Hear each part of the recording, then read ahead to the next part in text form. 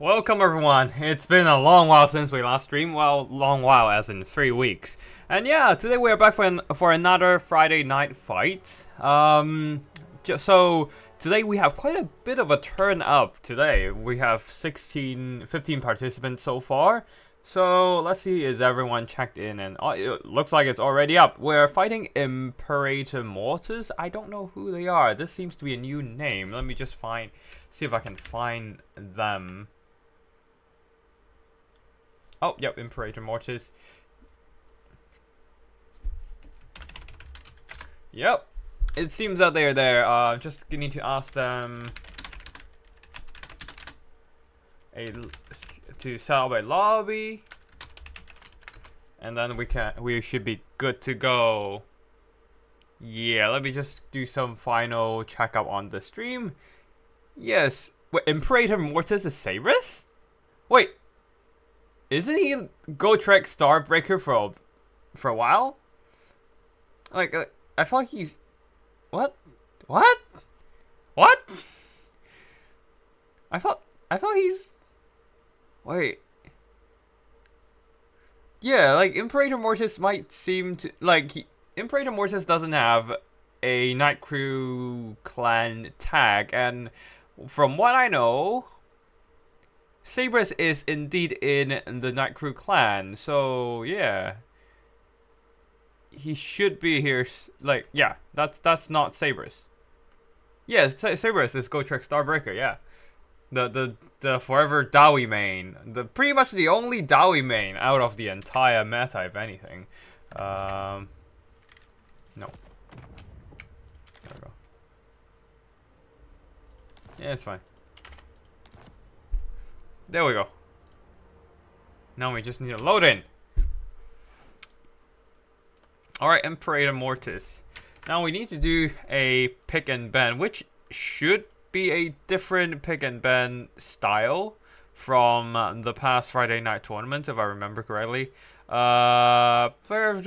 Player 2 ban 1, player 1 will pick 3, ban 3, and then player 2 will pick their faction and ban 1 of the 3 factions chosen by player 1. And then player 1 picks their faction between the remaining 2 factions. Okay, that sounds about right. Banning Grand Cathay, it's fine. It's fine. We don't usually play Grand Cathay anyways. Although I was tempted to play Grand Cathay if I really want to go like try hard on winning. Also let me know if there's any like audio issues, video issues on the stream, connection issues, because I'm using a new internet after I recently moved. So yeah, there might be hiccups, but I don't know. So I'll need your help to like spot those hiccups if there is any. Anyways, banning Grand Cathay, I'll have to pick 3. So, as usual, I'll just pick my favorite faction, Ogres. Also, I'm not blocking my army screen, cause well, like I don't give a damn. Stream snipe it if you want, if anything, but I don't give a damn. Anyways, Ogre Kingdoms.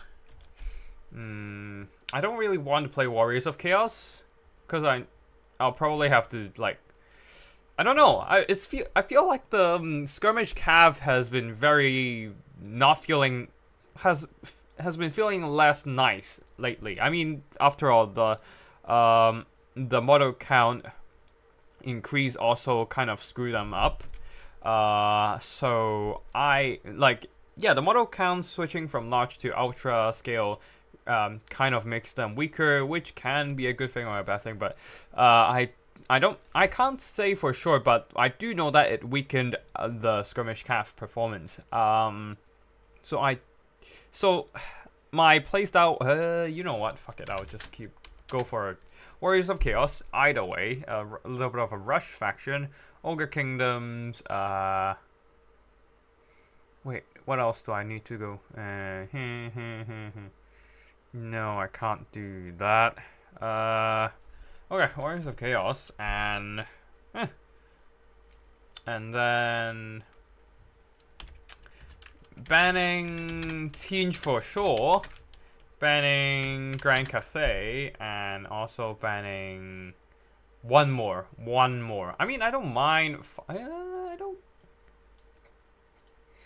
don't know how to fight Grand Cathay these days, so that can be an issue. Grand Cathay is out of the question. I mean, I can kind of fight Ogre.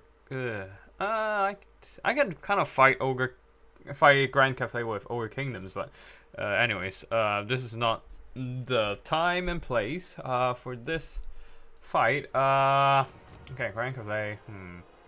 I need to ban one more. One more. I'll ban the Warriors of Chaos, actually. Ogre Kingdoms. Oh man, the 3 factions is too much to choose from. Empire, I guess. And I can probably go Norska. You know what? I'll just go Wood Elves. Whatever. Let's see what happens. It's gonna be. He's gonna ban Empire and go for dwarves, isn't it? Or ban ogres and get dwarves. Oh, I'm so fucked.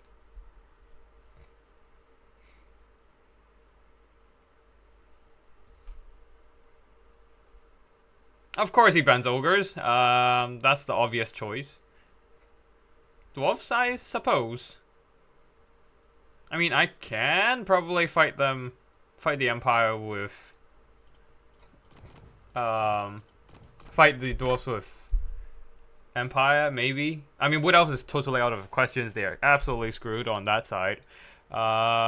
Maybe if they choose something a bit more melee heavy, I can maybe play Wood Elves into that, but I don't know. It's I've been getting rusty lately. Tomb Kings, okay. Okay. Tomb Kings it is then. Tomb Kings.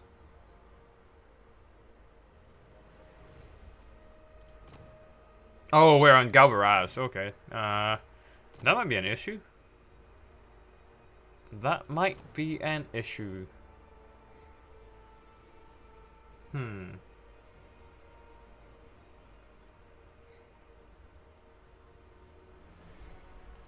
Tomb Kings.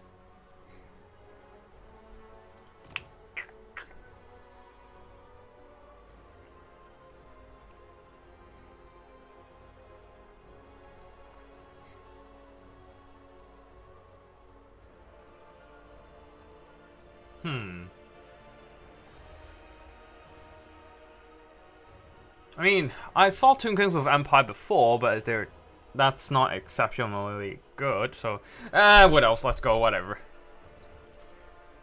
Let's just see if we can Vanguard deploy this shit and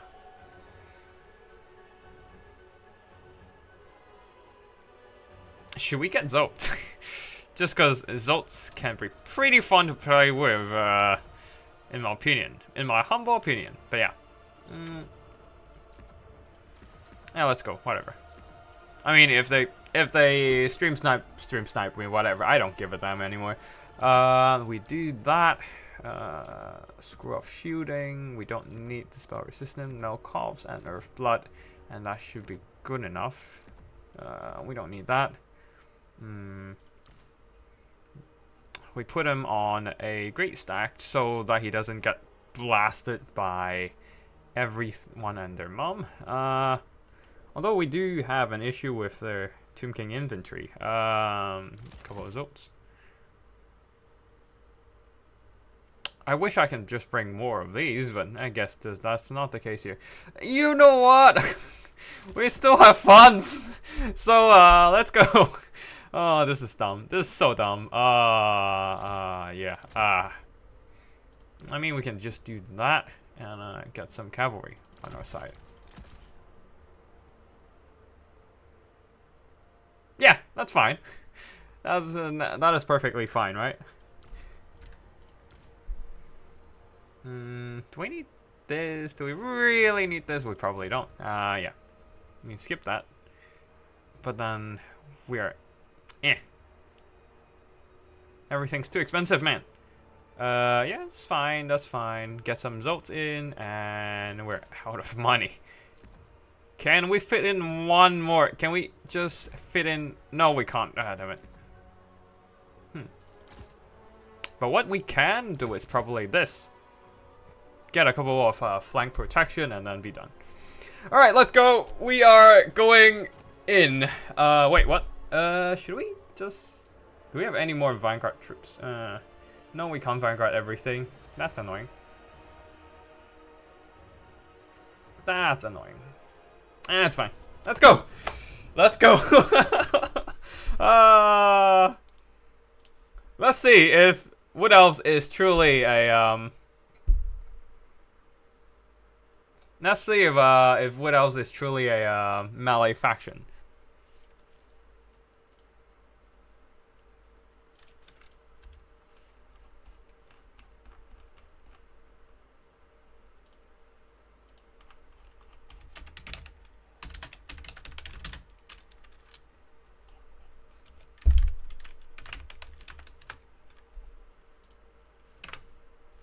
Okay, looks like we're going in. We are going in.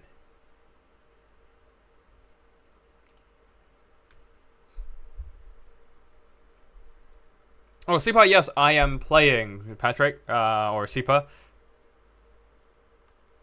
Mortis is new and is good at the undead. Okay, that actually makes sense given their name. Okay. But yeah, I don't recognize the name, so I assume they're new. Anyways, we are going in. This is dumb. This is so dumb. Let's go. I might get kited to death. But I might also not, so it really depends. We shall see.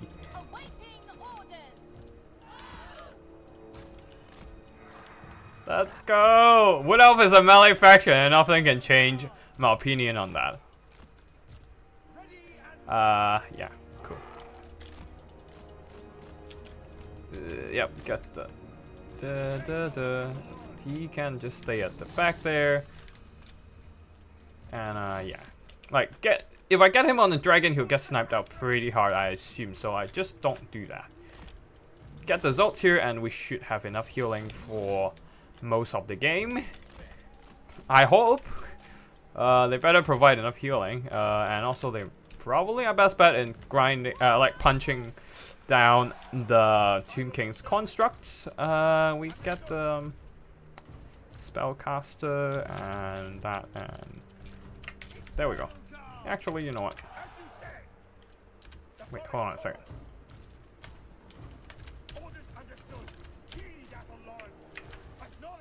Okay, and we go and do it like that.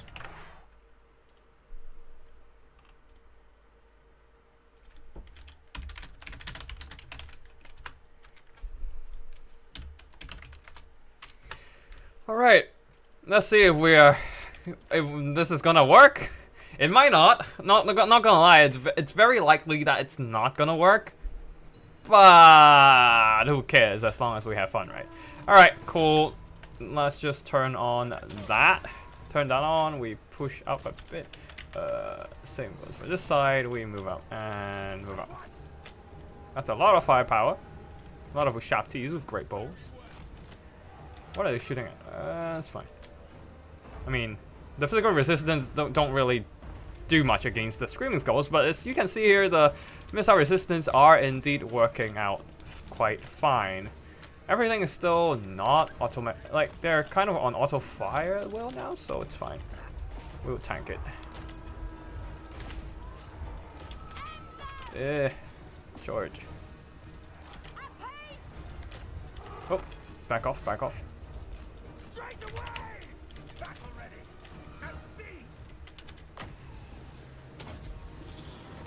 We just kind of have to get an Earthblood out right now. Alright, cool. Let's go in.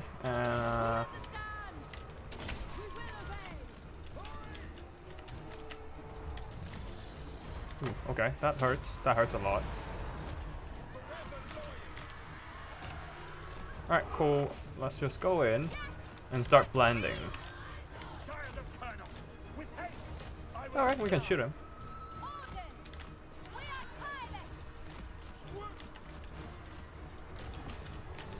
Okay, cool. We are getting hit pretty hard, so let's just go in and get some healing out. Alright, cool. Can we get through? That's the real question here. Alright, cool. You guys get up there and start blending. You guys just keep moving on. I don't care what you're trying to do here. Oh shit, there. Everyone is on the edge of white line. Everyone's just gonna get routed straight up. Ah, that's annoying. Alright, cool. It seems like our opponent kind of forgot some of their units there, so it's fine. Try it. Breach your gaps. That's fine. Okay, we try to grind down whatever they have. The Zolts are running in the right direction, which is good. You guys can... Oh, ow, ow. That's annoying. Alright, cool. Let's go.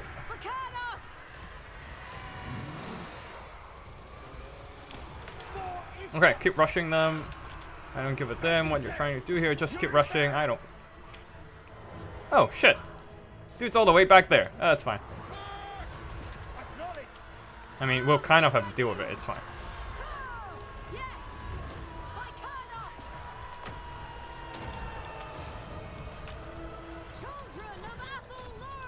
Alright, cool. Let's run. I don't have enough patience for that.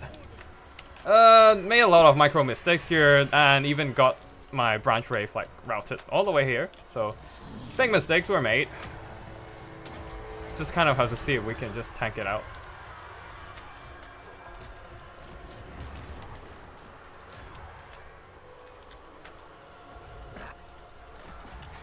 Okay, let's just keep rushing. He's fine, he's fine. Let's just heal himself back up.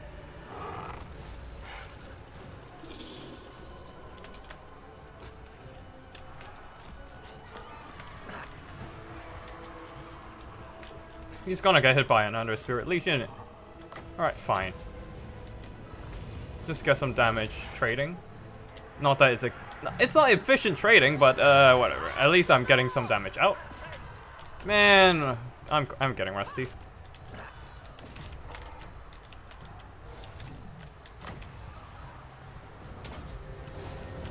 Okay, though. Oh shit, that's bad. One of the Zolts have been routed, and it's literally just these guys holding.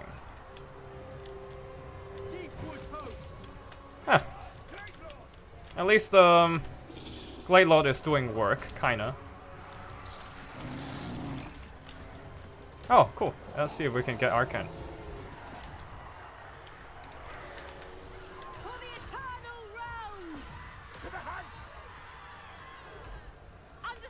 Alright, cool. Let's just pressure them with these guys. And dude's still running, so... Oh, shit. I couldn't get rid of these guys. Alright, that's annoying. Alright, cool. Let's just wreck everything. Let's try to see if we can just get rid of everything else.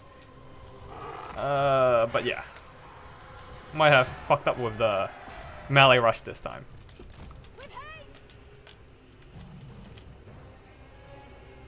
Arcan is indeed faster than the Zolts. Very unfortunate there. And this guy is not coming back. No, he's not. So our best bet right here is just to see how much we can grind through, and we still have a lot of magic unused. Very unfortunate there. And we don't have any, like, counter against that.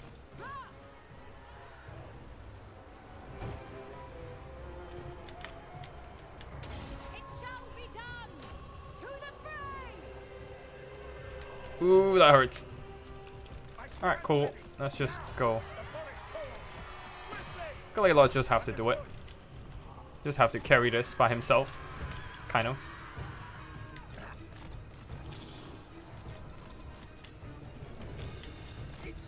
We still have some Eternal Guards, which is nice.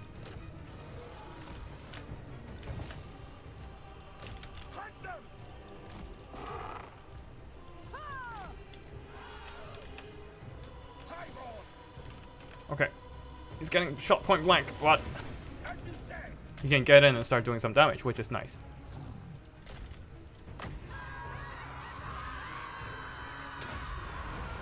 Okay, just hold there. Hold on there. Don't die. Don't die on me right now. Oh shit, yeah. That's annoying.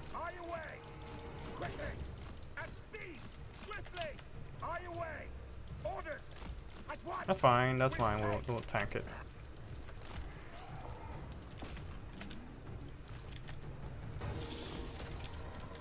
Okay. We are slowly grinding through the rest of the Tomb King's unit. The problem is all the Lure of Death Spirit Leech. Now that's a real issue that I don't have any... Like, that's a kiting issue that I don't have any answers for. But maybe, just maybe the sheer numbers of Wood Elf troops can deal with that. I don't know. But my Lord is kind of low on health. Livor Mortis is not gonna do too much, thankfully, against the Dryads. Okay, cool. We walk. We walk towards that general direction, but Spirit Leech is coming in, which is not good. Yep. Oh, okay. You know what? That's fine. You can do that.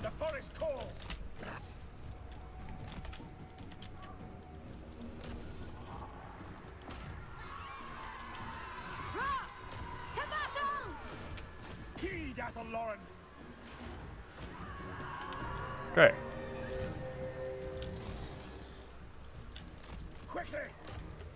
Oh shit. That's not good.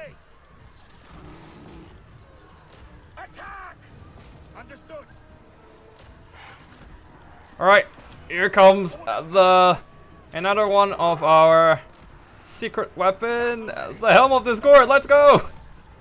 Debuff everything. Alright, I need to grind through everything right now, so please. I just shoot him. Like, I can't really tank. Okay, we can't even shoot him now. Great. And our Lord is gone. Fine. Okay, fine. Just work down these guys, and then figure out everything else later.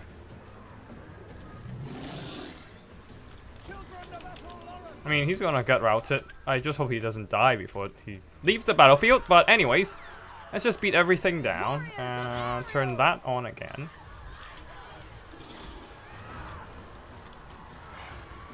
Alright, everything else is done for. He has to get in after the skeletons die.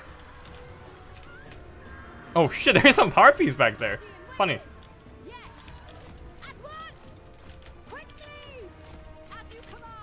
No, I can't really chase after Arkan, so we just have to hold on. I'm waiting for the harpies to dive in, but Zolts are gonna die, no questions asked. But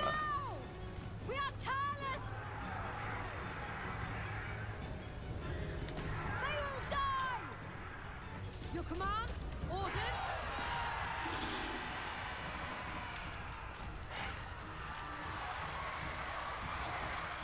the question is, how long can they hold? It shall be done.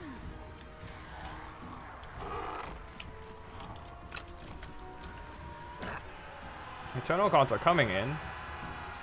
The Shadow's Cult is barely holding up their leadership and HP, because the Harpies are struggling to do damage. But they're not holding on for too long. Another, ooh, that might just tip their leadership over. But we are grinding through the rest of the infantry. And Arkan doesn't have any AoE spells or damage abilities, so we should be able to grind. Like, as long as we can grind through the rest of those harpies, and there might. Does he still have another? Oh, 3 more skeleton summons. That's disgusting. We don't really have a good answer for. All right, go in. Finish him off. Finish the guy. Alright, these... Yep, that is exactly what I'm worried about. You guys can go in and beat him up. Eternal Guard! Armed and ready! We are tireless! Straight away! Defenders! And we're beating up all the skeletons, which is good news. Although they are indeed providing some buffer, that means they're buying time for Arkan. Alright, let's just charge those in and see if we can do some damage. Not that they're gonna do too much, but every bit helps. I just need to clear out the skeleton chop and then I can keep hacking down Arcan the Black. Attack! There we go.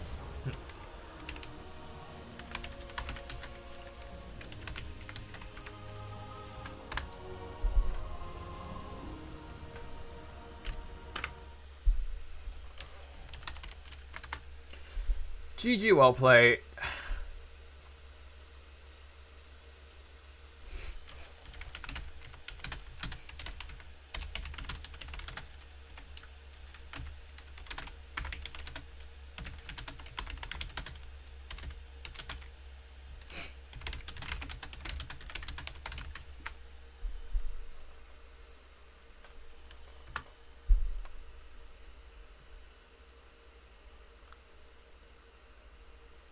But yeah, I did a lot of miss micro at the beginning there.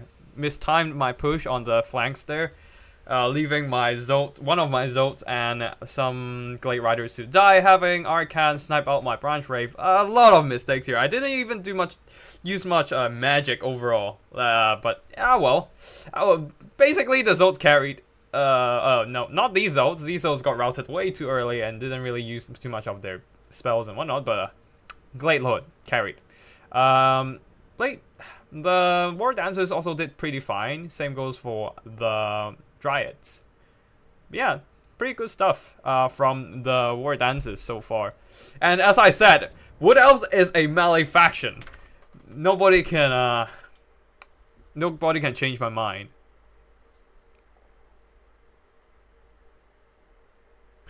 Almost looks like something I would bring, but there were too many ranged units. I probably might switch over to... I mean, if Drycha has more utility other than just a Lore of Shadows magic, I probably would bring her, but no, I can't. I can't just use her because, well, you know, Helm of Discord is too good. But yeah, let's see who are we gonna watch? Who are we gonna play against next? Joy Boy versus Cyrus, who are still in the middle of a fighting. So, I'm gonna go and see if anyone's around.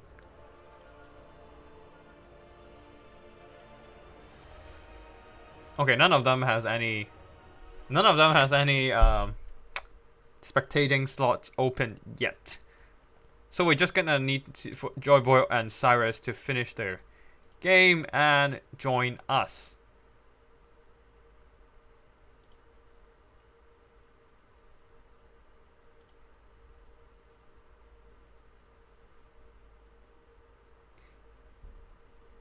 Like, we just gotta have to wait a bit right now.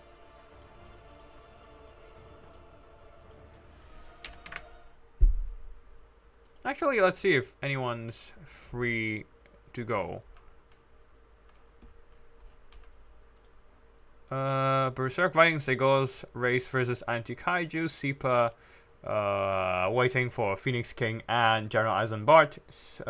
And I'm just here waiting for Joy Boy, and let's see if Anti-Kaiju and Race are in a battle yet.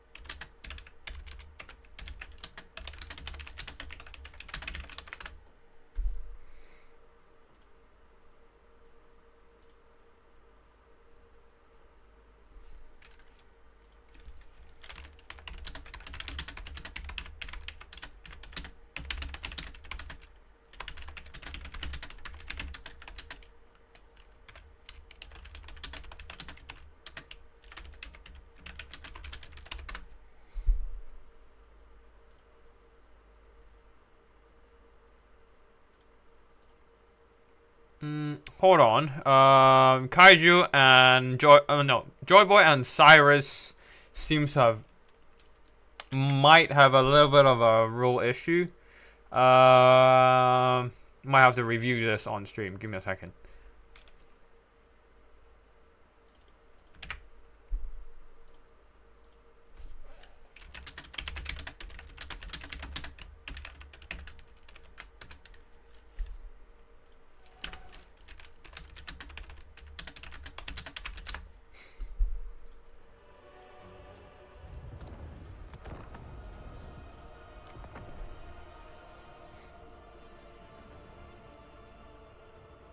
Pathetic. Wait, what?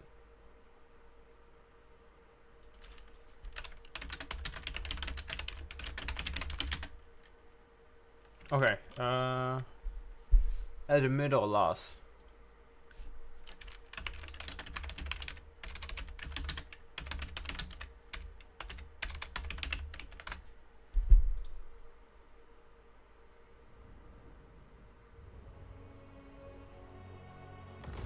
Alright, cool. We just skip everything because there might be spell kiting, which is not necessarily the attacking rule, so just gonna keep everything up.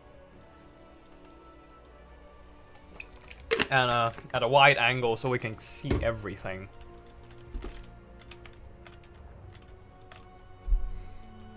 But yeah, anyways.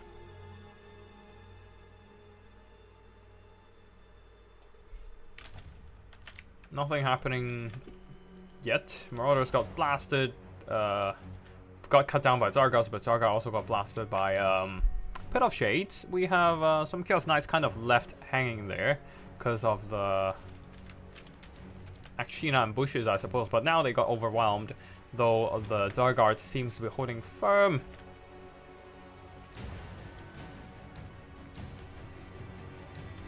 Everything's running in. Another Pit of Shades. Honestly, I don't think Pit of Shades is the best here because, given how Kislev always have mobility, you'd probably be better off just using Malkos Mystifying Miasma to just directly drain health away. So far, nothing is really happening. I don't. Sevaclaw fighting, which is perfectly fine. Oh, the Patriarch got killed hard. Got stuck too long in the Chaos Warriors. He's not that great of a combatant, honestly, so not too surprising. The Warriors of Chaos do have an upper hand right now. A lot of their missiles got compromised. I mean, I say a lot, but it's really just that. At the expense of Wolf Hearts.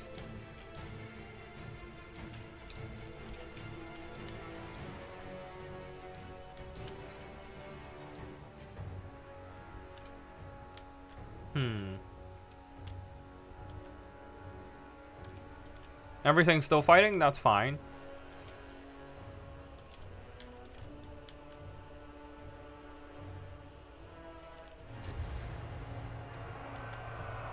Don't see anything problem so far. There's still some Chaos Knights. Just got routed, but the Chaos Knights over here are still chasing down the Ice Witch.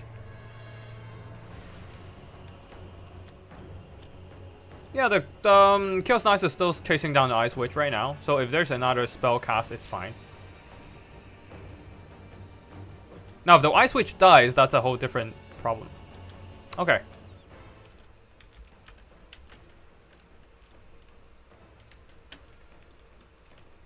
I think they are talking about this part.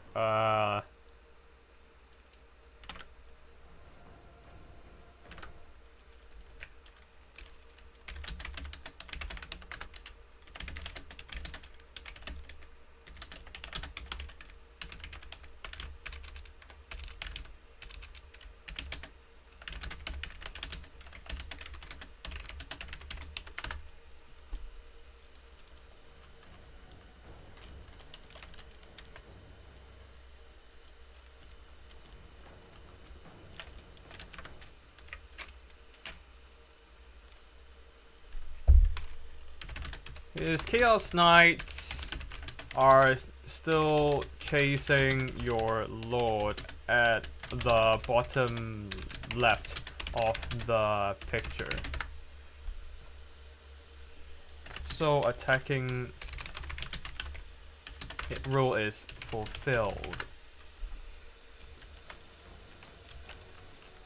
Yeah, the Chaos Knights are still on the the Chaos Knights are still on the ice switch, so it is fine. Like, because I don't know if you're watching Joy Boy, but basically the attacking rule means that if your units are chasing off routed units, they still count as engaging an attack. So the attacking rule is fulfilled. Other units like the single entity, the Chaos Sorcerer over here, is free to disengage. So that's why the Chaos Sorcerer of Shadows can run. But now, wait, they dropped their attack order. What? No, they're still on. They're just momentarily dropping their order, but they're still chasing. So it's fine.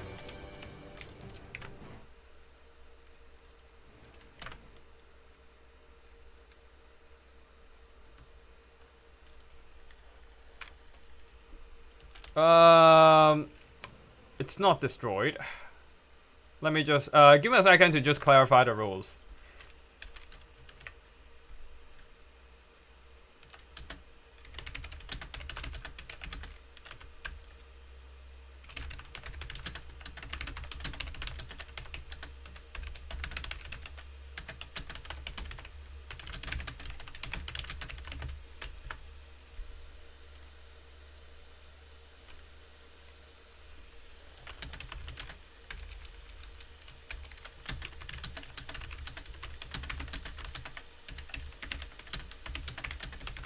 Okay, so it seems that we have a winner here, and okay, now that the Lord is dead, the Severed Claw is moving in, and that also counts as attacking. The Chaos Sorcerer of Shadows doesn't necessarily have to immediately engage in combat, but we shall see. But anyways, Chaos Warriors and Severed Claw are moving back in. Anyways, the Sorcerer of Shadows is moving in to fight, so it's fine. Anyways, the Warriors, Chaos Knights are definitely coming back.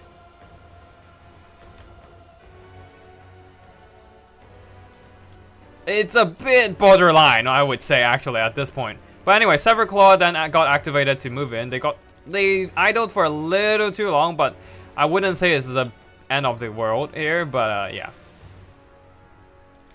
So I do think it's a bit borderline, but I think the attacking rule is fine on this one. Anyways, that should be it.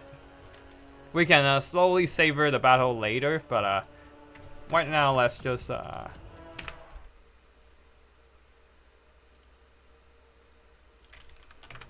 okay, so let's see. Can we change the results? We can't. We can't.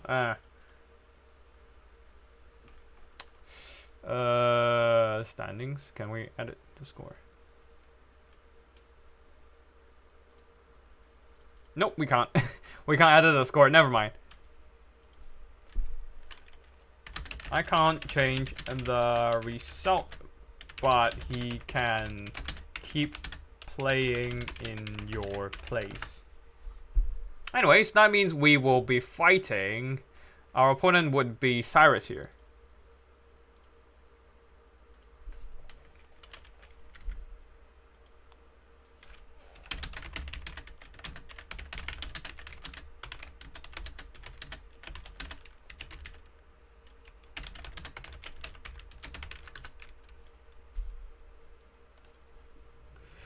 This should be fine.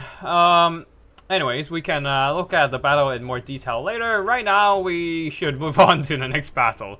But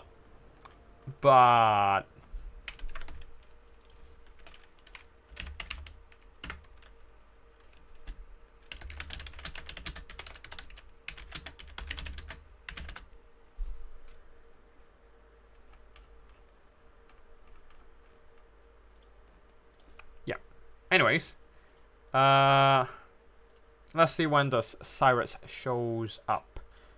We just need to.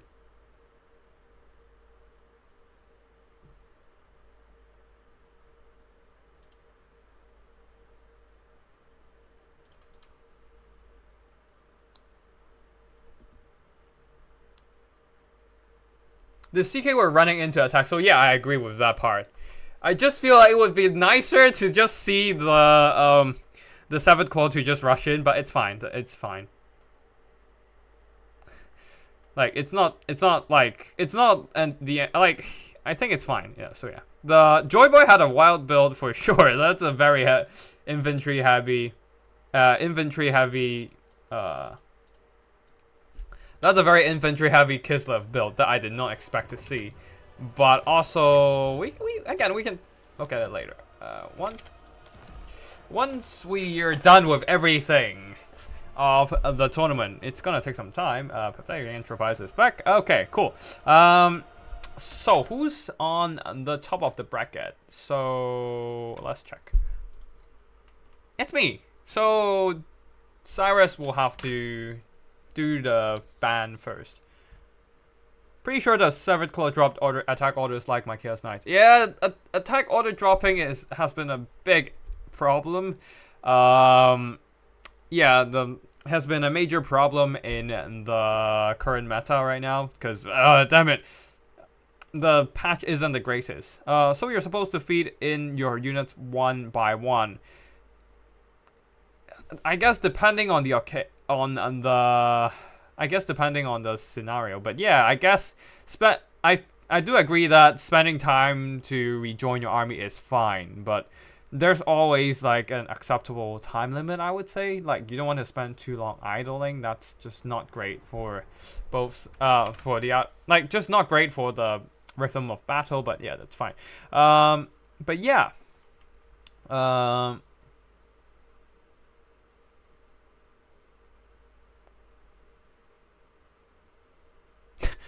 I Switch gets destroyed by Chaos Knights. That sounds like a title of a certain kind of video. I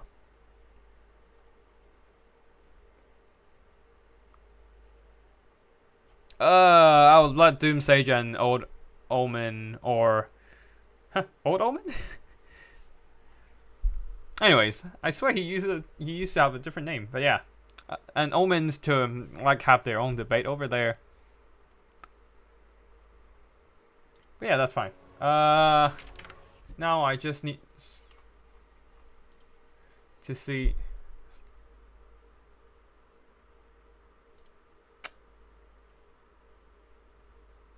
Wait, what? Joy Boy or Cyrus plays? I'm confused.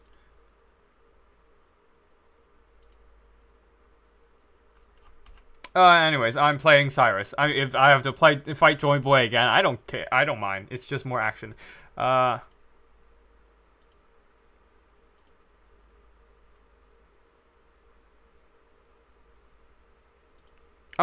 okay. The score has been changed, so Joy Boy will keep. Oh, Cyrus is back.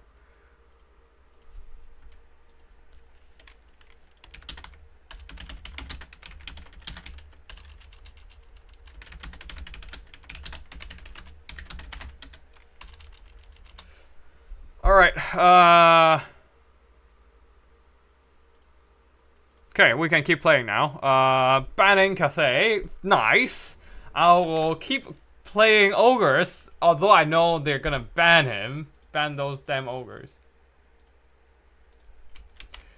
Okay, banning Siege, because I damn hate it.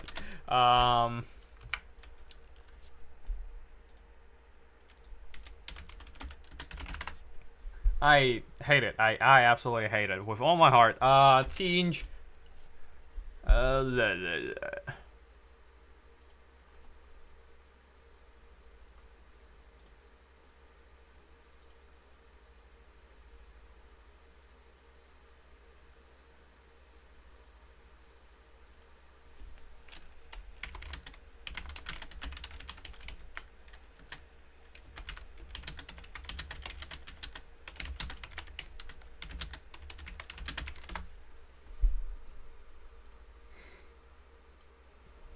Okay, cool. Banning Siege. Let's say we go for a Norska just because I haven't played them for a while, and maybe oh yeah, I just have to ban. Wait, hold on. No, I can do another thing. Okay, cool. And then there's something else. One more thing, and I don't want to. I don't want to fight Grand Cathay with Empire, so I need to figure out something else for that. Like, I don't want to ban everything on the OP roster, but I don't want to pick something that obviously screw myself over. So I don't know what to pick. Wait, can we do?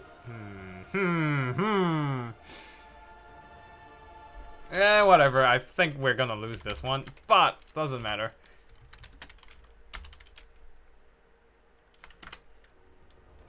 Banning Bretonia and banning dwarves. Let's go. Might have a dumb idea, but we'll see.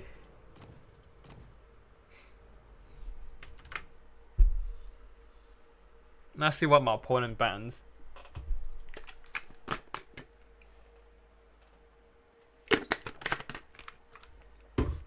Pick and bans.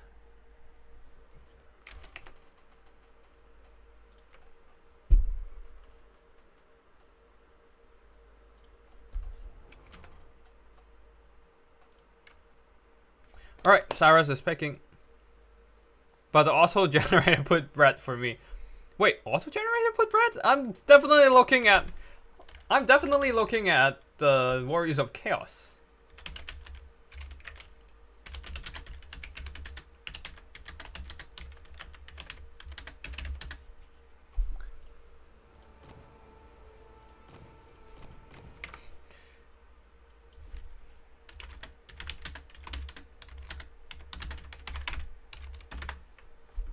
Alright, cool.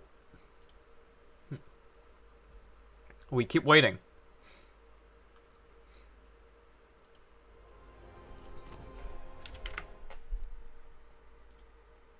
One thing that I find to be kind of funny in this kind of tournament is that, like, we don't have much viewership at the beginning because everyone is playing, but as people get knocked out of the fight, they start migrating over to the stream, and now we're just slowly building up that viewership, which is kind of hilarious. But yeah, it's been a long week, and I haven't been able to do too much content.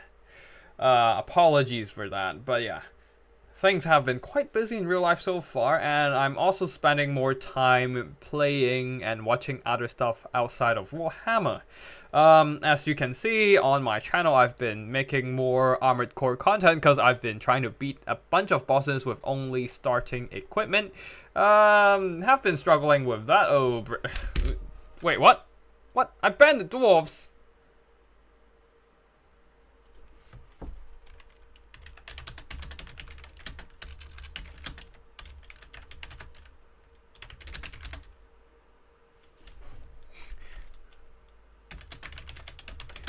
Well, he tried to pick dwarves, but I banned dwarves. Yeah.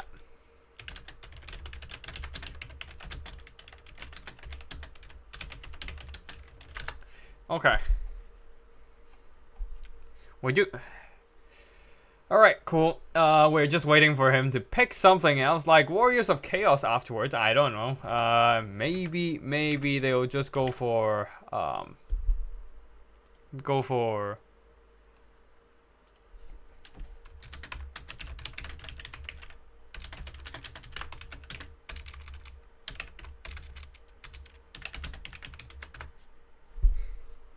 yeah.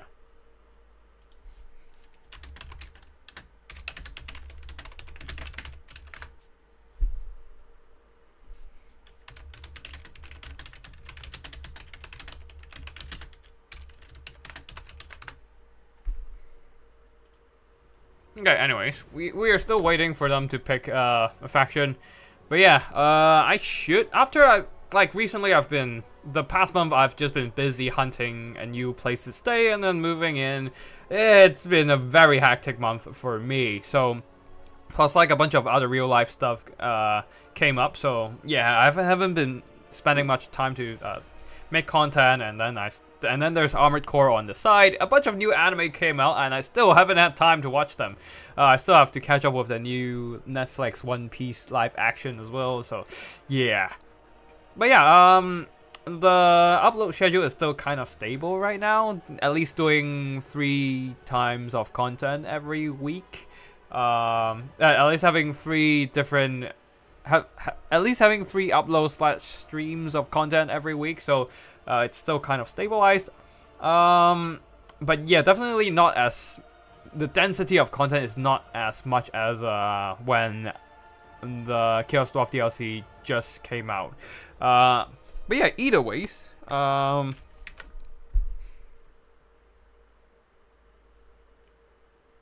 lizards.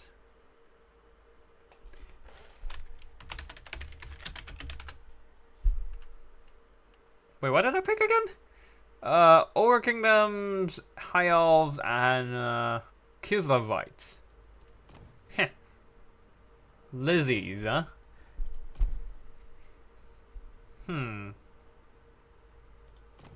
What is this?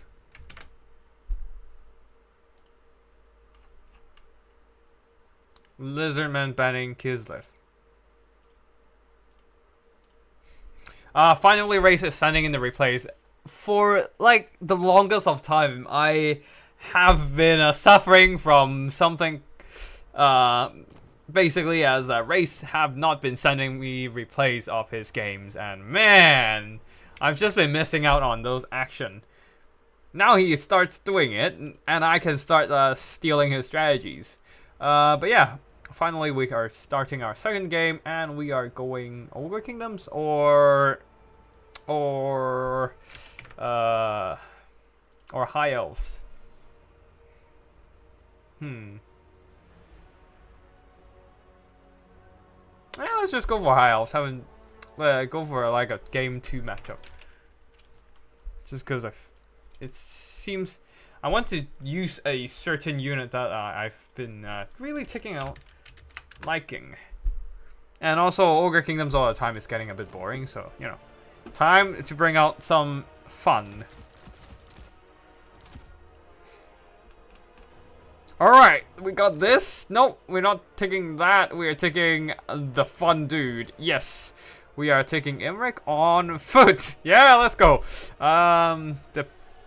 The perfect High Elf Lord. Like, Imric on foot with no Starlands, 1,500 gold, 1,550, a cheap Lord with a very strong fighting power.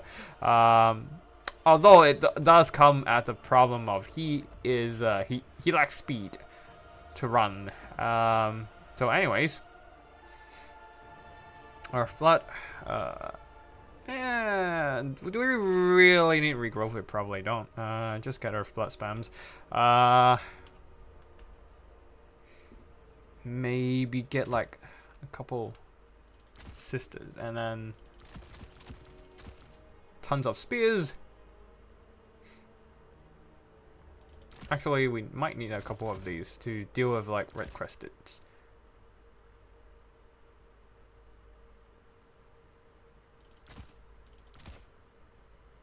Yeah. In case there are some red crested, these will have to go up and start dealing with that.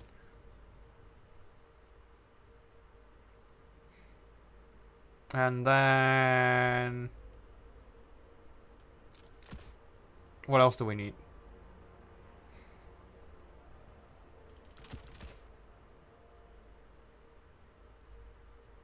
I mean, theoretically, we should just bring a ton of archers and a metal caster, but it's fine.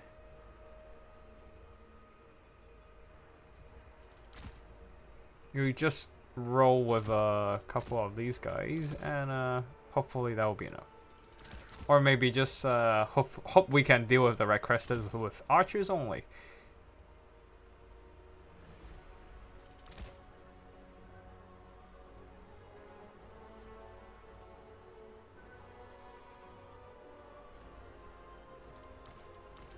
Can we go cheaper with our lords? Lord and yeah.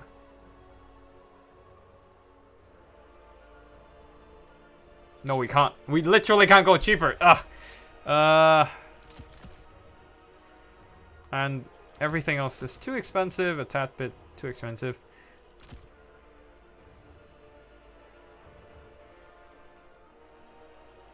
Yeah, let's just go with that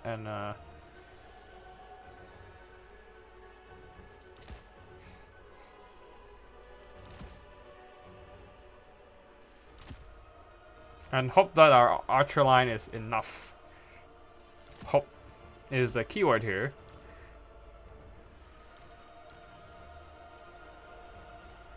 Lizard doesn't. I need a bit more speed so that she doesn't get hunted down. Get that power recharged. All right, let's go. Okay, we have. I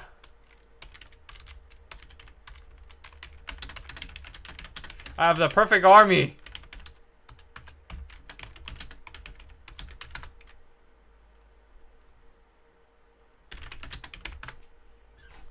I have the perfect army. 0 gold left over. We are good to go.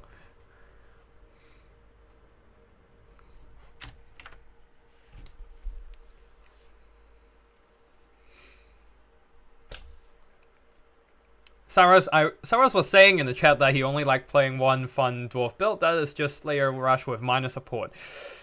Huh. Not gonna let you do that. I can't let the OP Slayer build wreck my whatever I'm bringing. No way. No freaking way. If only they dropped bars like they dropped orders, maybe there would have been some sick lyrical miracles up in Echoes. Mate, you need to work a bit more on your rhymes, but it's pretty good. It's pretty good, I'll give you that. Whoa, Doomsday, chill with your commentary right there. You might.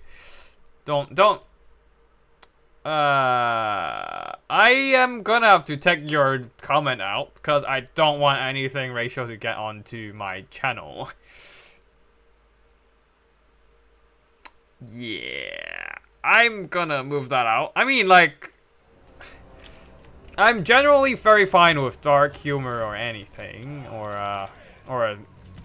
but let's just keep the channel clean. I don't want to get like suddenly triggered like 3 years later and get a warning about, oh hey, you have a commentary on the person's ethnicity, and then, well, get the channel flagged or banned. That would be very, very not optimal. So yeah, unfortunately I have to like take your comment off the channel.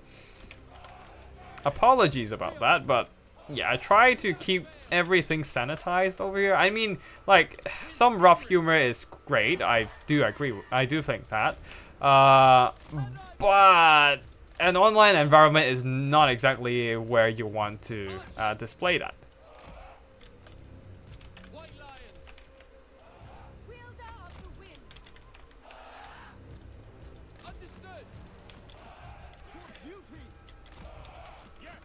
Alright, cool. We have our perfect gold army coming up. And Imric, first, let's go!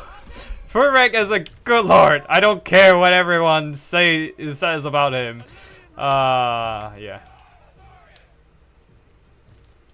Good old Footrig.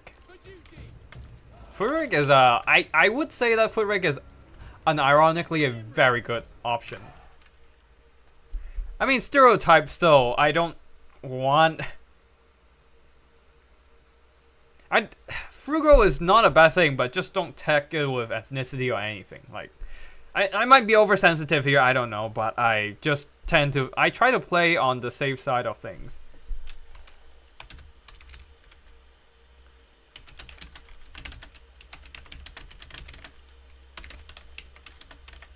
Like, stereotype is still, like, I mean, I don't want to go too deep into like the whole online culture, politics, and all that. So I'm just not gonna talk too much on that part. But yeah, anyways, yeah, it's the internet. You never know, so I tend to try to stay on the safe side of things, even if it looks overly sensitive and safe. Anyways, there we go. We are ready.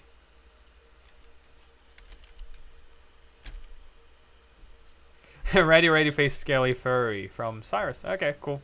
We shall face the Scaly Furry for sure. Scaly Furry? Fury, not Furry. What the... Yep. English is not my first language. I have that to blame. Is Fury, not Furry. Yeah. Anyways, they're going infantry heavy. We are also going infantry heavy. Ref Crystal. So, no solar engine, which is good news. Now, the Court of Soul Attack can be a bit of issue and a ton of Cohen Riders, so the Spear's got a lot of work to do. But we should be able... Oh, Legion of Chakra. Ah, frick. That's annoying. Yeah, let's just pepper down some of their units first and see what happens. Froba still on it? Okay, we can shoot that. We just need to like move in some units here. Reinforce the flanks with our presence. We can just run with these guys and just rush them. Theoretically,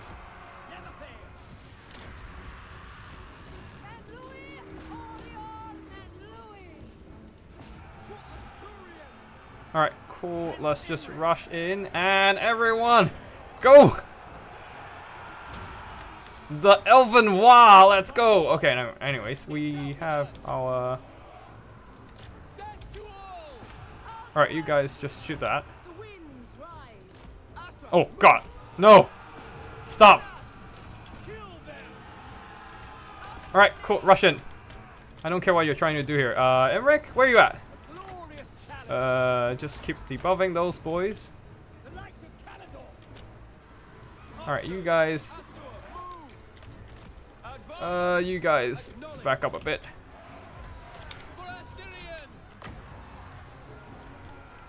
And maybe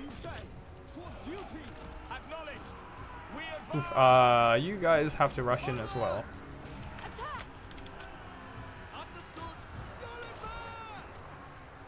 Alright, keep grinding. I don't... Okay. The white lines are doing just fine. That's annoying. And these are just ushers. They're fine. They're fine. It's fine. Alright, keep shooting those boys. And we can... we got some point blank fire. So that's fine. Just keep shooting. Alright, Emmerich. Is it time for another Wah? Not yet, not yet. We can't. We don't have... We don't really have the resources for another Wah yet.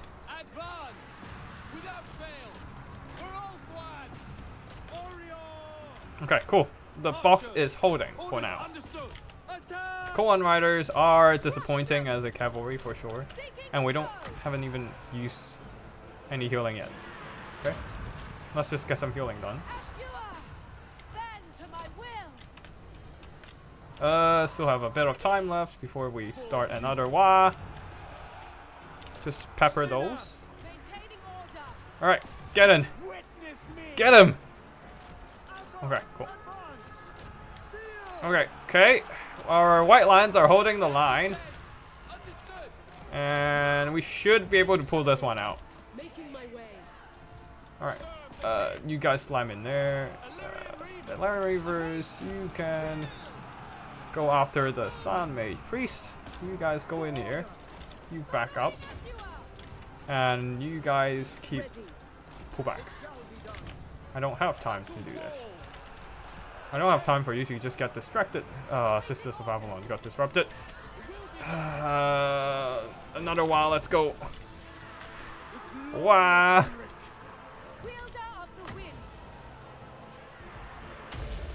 Can we get both units covered? Oh, that's a lot of damage. But Imrek is going in.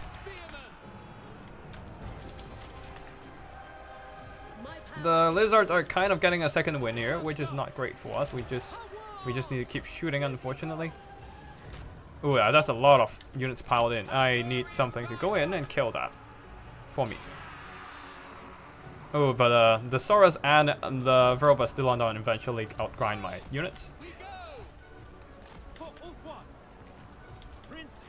Yeah. Okay, these guys just have to rush them.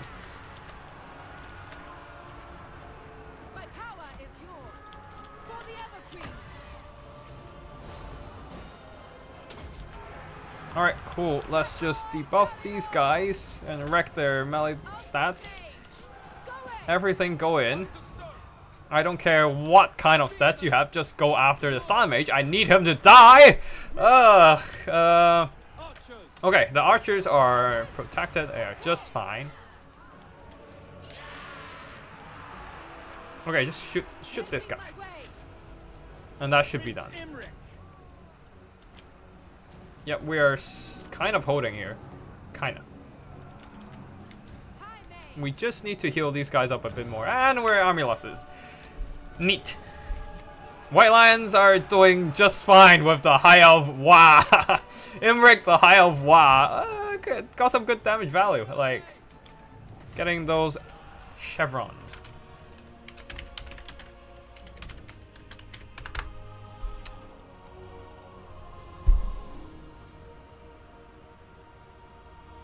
White Lions are good. The Imric Wah is here. This is the age of Wah. This is the age of High Elf Wah. I mean, like, if I brought the Star Dragon, I might have been able to duel some of the monsters, but the thing is that I would not have the resources to bring such a wide High Elf army, and the Wah would not happen. 1,100 gold works out. 700, 870 works out. 830 also pretty well. Also pretty nice. The cavalry, the 11 Reavers mostly just sacrificing themselves to buy time so that the spears can get in and block the Ko-1 cavalry, and then the archers do the damage. Yeah, so yeah, basically the High Elf Wah build. Footwork plus a ton of White Lions and spears. I mean, sometimes I mix it up with like Rangers as well, so it depends on the army you're facing. But White Lions can trade pretty fine against the Saurus due to their good stats. The Saurus, only one of them did good damage, the others not so much. Really needing that support from the Bastillodon. And most importantly, the Ko-1 Riders are a very suboptimal cavalry here, and the rest of the army just not doing too much damage, being blocked up by spears and whatnot.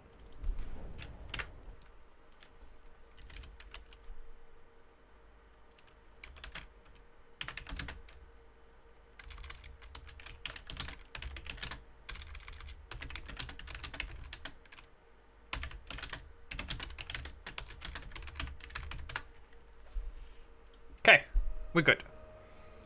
Next up, who's next? I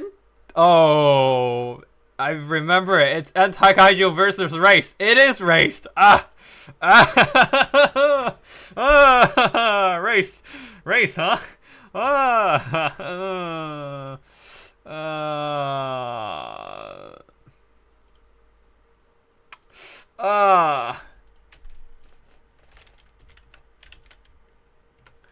Okay, before we play another one, let's just go and spectate Sipa and Phoenix King.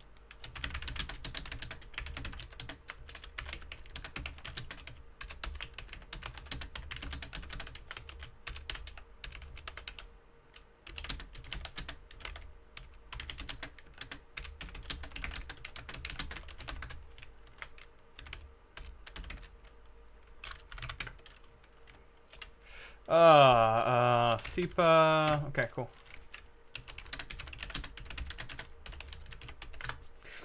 The Phoenix King, Sipa, you guys got a lobby? Because I am gonna drop in and spectate.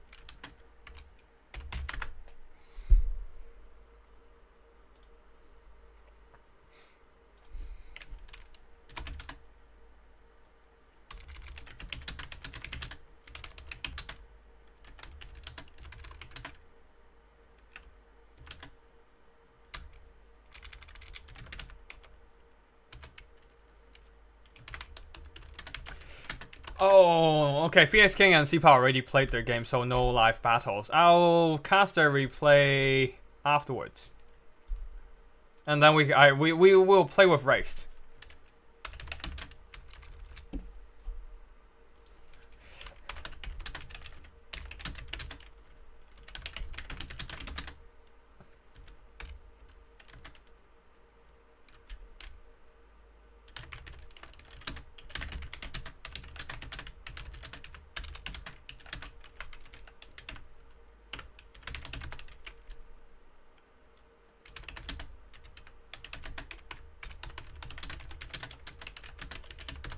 Okay, looks like we can just go straight into the game with Raced. Just that we need to figure out which lobby he is in, or does he even have a lobby?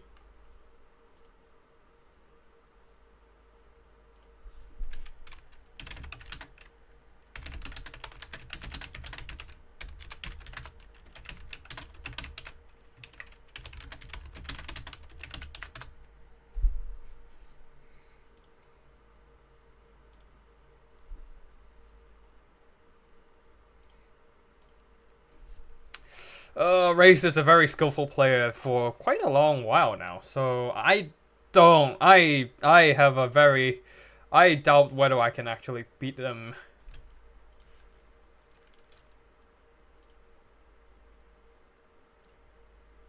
Okay.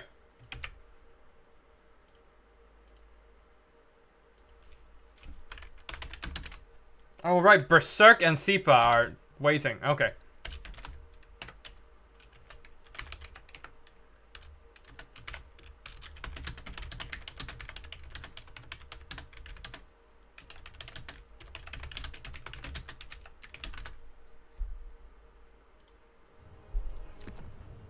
Okay, cool.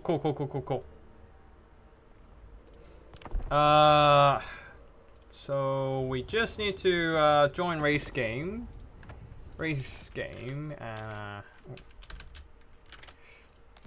Again, I'm just not gonna put up an army blocker because I definitely will forget it if I do that. Anyways, all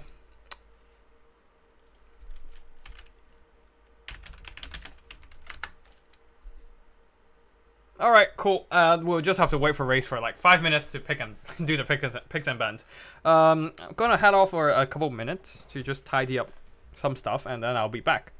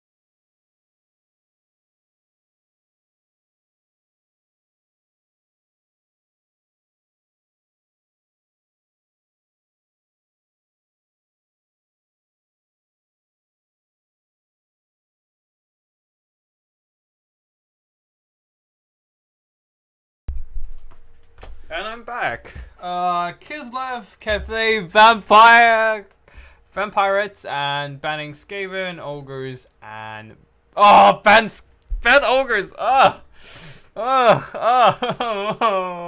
Cries. Why do you have to ban Ogres race? Why? Right.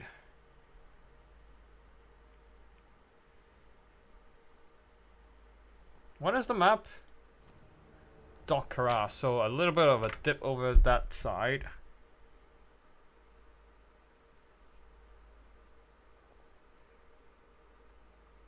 Hmm.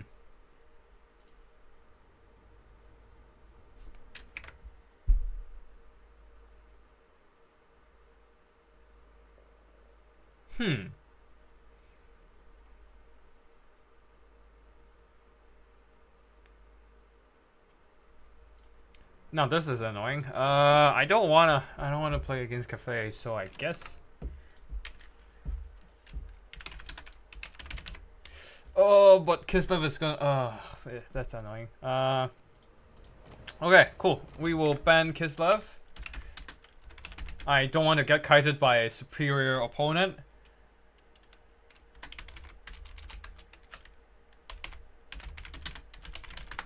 Let's go for a good old Empire. Probably gonna lose this, but let's see if we can maybe squeeze out a win. I don't even know.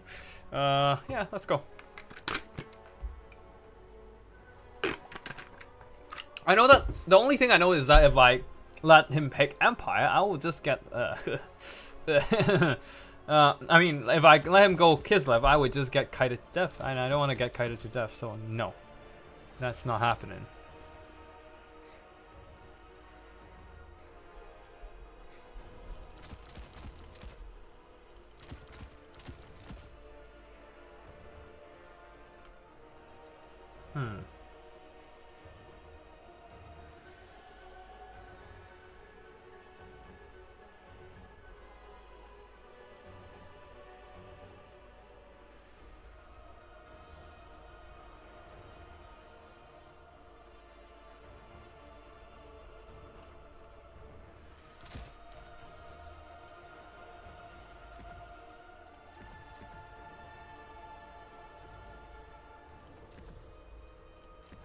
Okay, I don't even know if this is gonna work at all, but we can only hope. Shit, I don't have any way to deal with.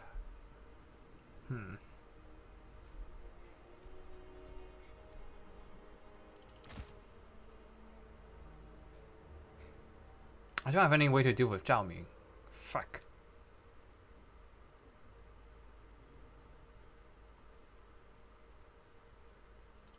That's an annoying problem. How am I supposed to kill Zhao Ming now?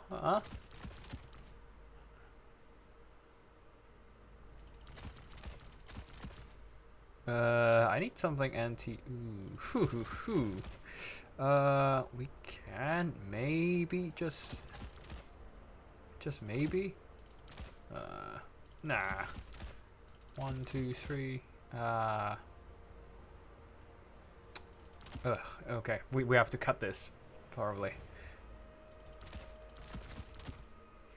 And then get another guy here. Just go wide with everything else. And then maybe that will maybe work.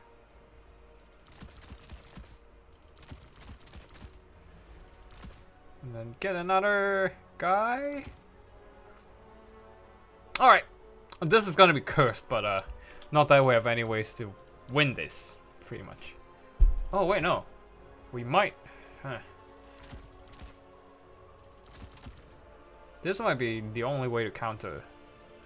The only relatively reliable way to counter Crowman.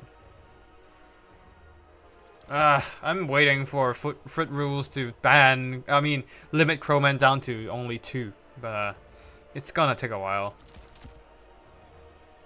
Yeah, I don't see what else we can do here. If we die, we die.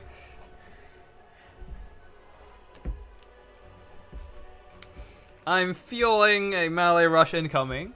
We shall see what happens.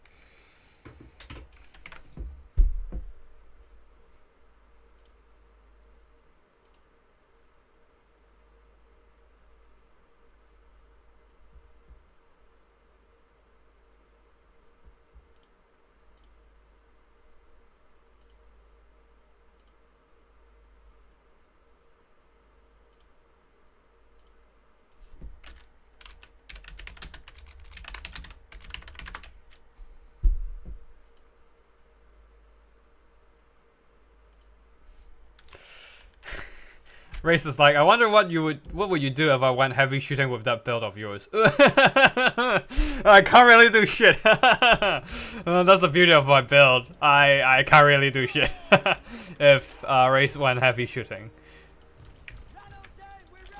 I guess he did peek at my build, but it's fine. It's just a casual game. I don't really give a damn. Ready for war! For the comet! Ready! Great sword! I'm just like I was just hoping he went melee heavy, cause in terms of pure shooting trading, it's like Empire actually wins with just Sunmaker against like 2 rockets or something like that. So yeah, like if it's just like straight up trading, I'm fine with that. The problem is that they can melee rush or straight up box, so I can't just pick an anti-box build and hope for the best of him not bringing melee troops. But yeah, anyways, this is gonna be it.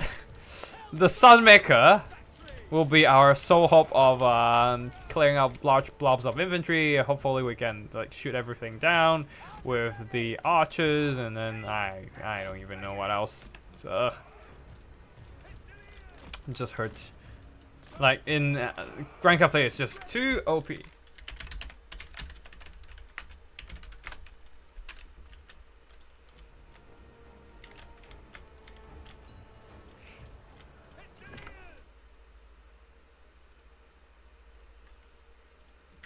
Alright, it seems that they are going... Oh no, it's a Green Guardian! No! Oh shit, wrong unit! Why are you shooting? Oh no, wasting the first volley of things. Yeah, wasting the first volley of things. Huh, hitting some of these guys. Not too bad, I guess. Not that I have any ways to like handle this. No Crowman behind us, which is fine. Look at them delete! What the hell? I forgot they actually do pretty good against like cavalry, but yeah. Anyways. Oh, they just deleted. Oh, this is beautiful. You guys can pull back a bit. Oh no, I forgot. Oh, this is bad.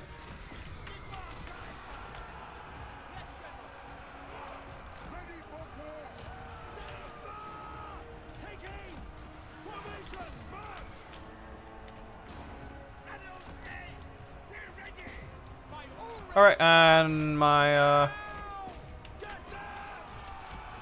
units are gone. And my Sunmaker is dead.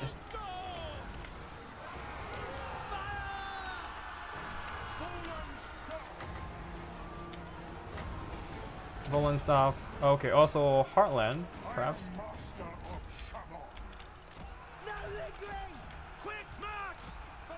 Alright, you guys back up a bit. You guys charge that. You guys can shoot that. Alright, we kind of secured this, so start shooting again. Shoot them. Maybe.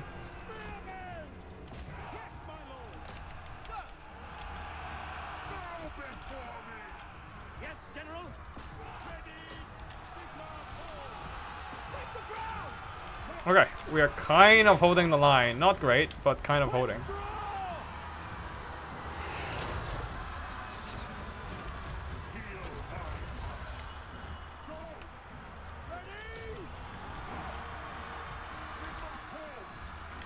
Alright, you can fall back down again.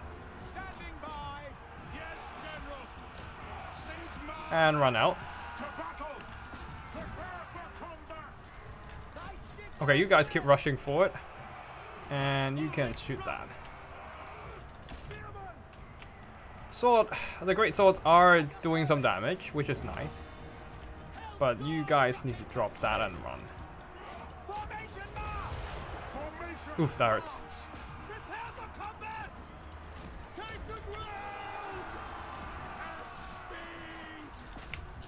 Okay, we are clearing out some of these Jade Warriors, which is good. I need more magic. I need more magic right now.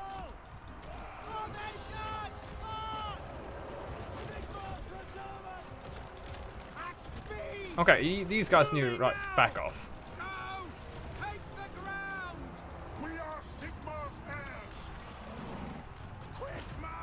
And Balthasar Geld is even going into melee. Now! Take the ground! Ready to fire! Soldiers of the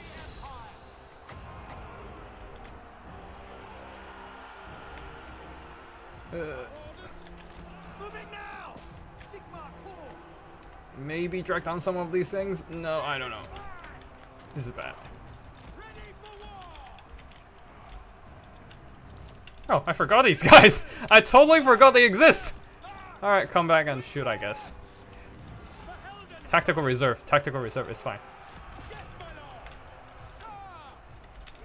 Quick march! And you need... Sir, you need to drop down. Heading out! Okay, send those guys over. Take the ground! Ulrich's rock I need a few more winds of magic. to battle! Roar! The Empire endures! Okay, now shoot her. She's in human form right now, it's fine. I am supreme! Moving out! Okay, everything starts getting hit. Oh, I also got hit by my own magic. Moving now! Oh no, the terror, the terror! Oh, the terror, the terror. Oh, the terror hurts. It hurts. It hurts so bad. They're running straight for the white line. Oh no, they're stabilizing. Now they just need to get themselves out of that corner, and then I can figure something out. Perhaps. Take position! Okay, you guys keep just keep kiting, okay? Be good. Just keep kiting. Quicker! For the Empire! I need you guys to just stay there. Keep kiting them. Whoa, the bullets are flying a little too far in it. Oh, the healing. Damn. I hate the healing. Now I'm on the other side of the healing and things feels very wrong. Ugh, disgusting. At least there's no okay. At least there's no, I don't know. I forgot what I'm saying. Anyways, you guys just keep chasing. Oh, the single entity blob. Oh, the dreaded single entity blob. I need more magic.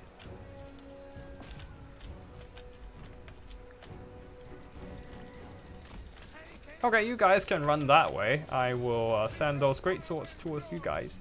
You guys can also run.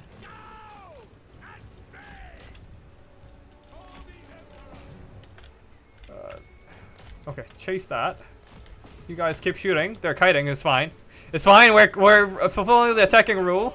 Yeah. I need more magic. I've got. Oh no, I don't have enough for an overcast. Oh, this is bad. Okay, cool. Are they still kiting? Yes, they are still kiting. We're still shooting. It's fine. Yeah, we're I think we're doomed on this one. We serve friends! Now! Take position! Haste gold magic! We're just getting isolated and sniped out. Ugh. Poor fella. Affirmative!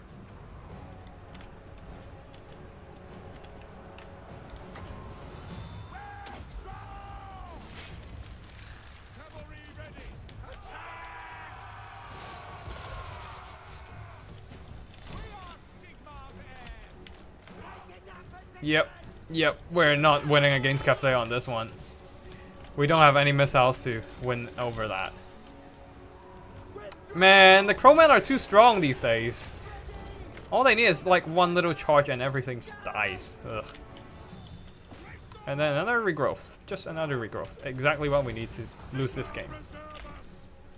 At least the other Crowmen are dead. By my will alone! With swords! Oh, and also on the bright side, we don't have to deal with.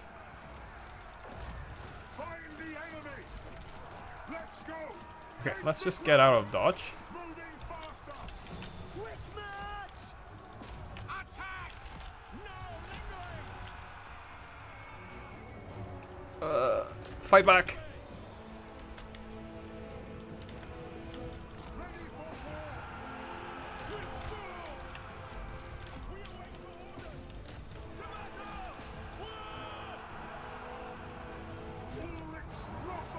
The dreaded healing. Balthazar Psycho Charge is like my only hope, but Balthazar Psycho Charges also means that he's gonna die hard. Okay, let's see how much we can grind through. That's a real question here. At speed! Moving now!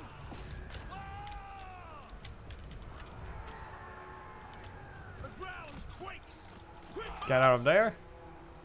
And then we... Oh, another regrowth! Come on! Stop! Stop it! Stop with the regrowths. Can you actually bring 2 Terracotta Sentinels? Alright, time to run. Run! Get out of there! Oh.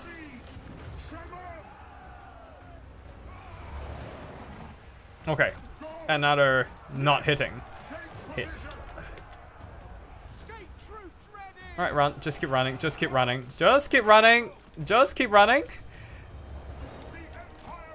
Oh, the healing. Disgusting. What am I seeing? Alright, and he's gonna take a hit. Formation, march! Take the ground! For the Warhammer! Moving now! Moving faster! Take position! Formation, march! And now, yeah, I don't feel like we're winning this. The single entity blob. At speed! To battle! Go! Moving faster! No lingering! Take the ground! Take position! On way!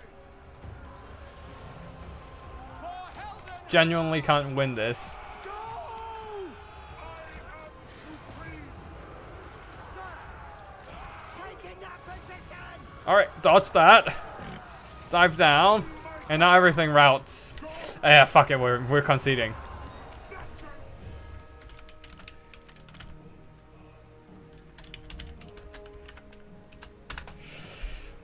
No, we're Terracotta Sentinels, especially the green one, is good now. I mean, it's been pretty good ever since, but it's been very good ever since they came out. It's just that the fact that you can't really bring any solid missiles against Grand Cathay anymore because of the Crowman, the freaking Crowman, makes it a major issue. Yeah, I mean, the Sunmaker still deleted half of that Righteous Lances. That was hilarious. But yeah, Great Swords, trade fine. It's just that I don't really have an answer to the Terracotta Sentinels, unfortunately. If I brought the Outriders, maybe, perhaps, but then they also get chased down by the Crowman, so can't really say much about that. And yeah, that's basically it for my run of things. That means we are moving on to Berserk and Seepa's. Wait, is this gonna be a... Okay. Yeah, but that's gonna be Berserk and Seepa's little fight as VO. Yeah, a little fight between the two. Yeah, also, 3 final transmutations still didn't do much damage against them. Strange. But yeah, I hate this. I hate this single entity blob. Anyways, we will move on to the next battle.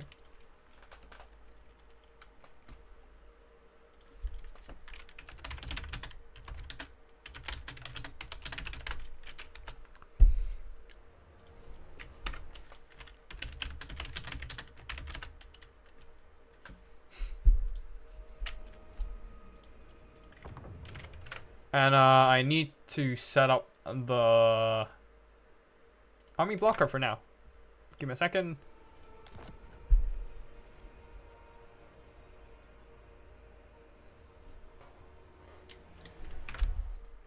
Alright, Skaven versus Grand Cathay. Good luck to both players, and let me just add Berserk. Oh, Berserk is here, so we're good.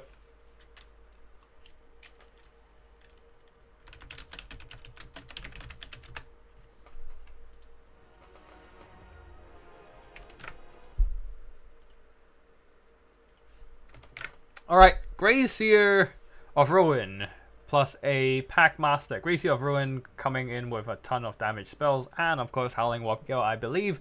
4 Red Ogres, 3 Poison Wind Globadiers, 2 Plague Monks, 2 Poison Wolf Rats, 4 more Skaven Clan Rats with Spears, and 3 Skaven Slaves. As for the Grand Cafe side, Zhao Ming, does he have any spells? No, he does not have a single spell. That's actually something I figured out recently, is that Zhao Ming, if you don't bring any spells on him and only bring Glacial Arcane Conduit and the Burning Vambraces, the Burst Heal item, he's a very cheap lord at 1,950 gold, plus he has the Dragon Form. So you're getting a very solid armor-piercing monster at less than 2,000 gold. So it is actually worth it just to bring him without any spell support. I mean, over here he still has Dragon's Breath, but I would say you can cut that because you have a better bombardment spell on the Alchemist, the Searing Doom. You're bringing Plague of Rust anyway, so might as well just bring the Searing Doom on him as well, on her as well. And also, the more spells you bring on a single character, the cheaper they are. So it's actually more cost effective or cost efficient to just bring multiple spells on one character instead of 2 spells on one spell on multiple characters. But yeah, anyways, we have we've gone through. The Gracier is on a Plague Bell for that Vigor Refresh plus Leadership. Warp Lightning, Howling Warp Gale, dreaded 13th spell for the summon, which is pretty solid and also quite damaging. So a lot of damage spells and Howling Warp Gale to lock down enemy flying monsters.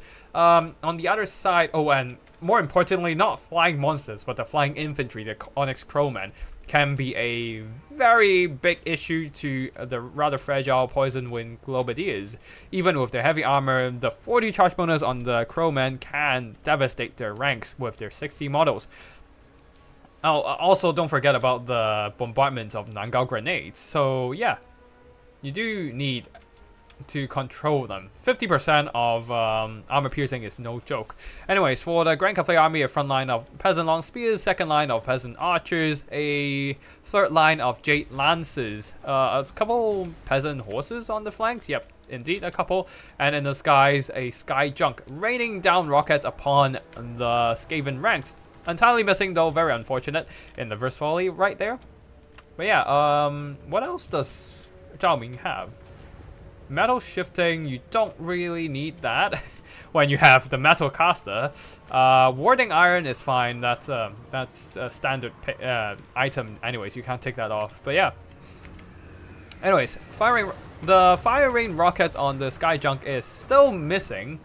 Mostly missing, like did 20 damage to the Poison Wind Globadiers. If anything, the Crane Guns on top is doing more damage. But yeah, right now, the Packmaster jumps on top of Zhao Ming, doing some nice impact damage, but then Zhao Ming transforms into a dragon and will be beating him up in return. But it seems that Zhao Ming has no intention to drop down just yet because the Poison Winds are closely falling behind. Although these Poison Winds have taken substantial damage so far.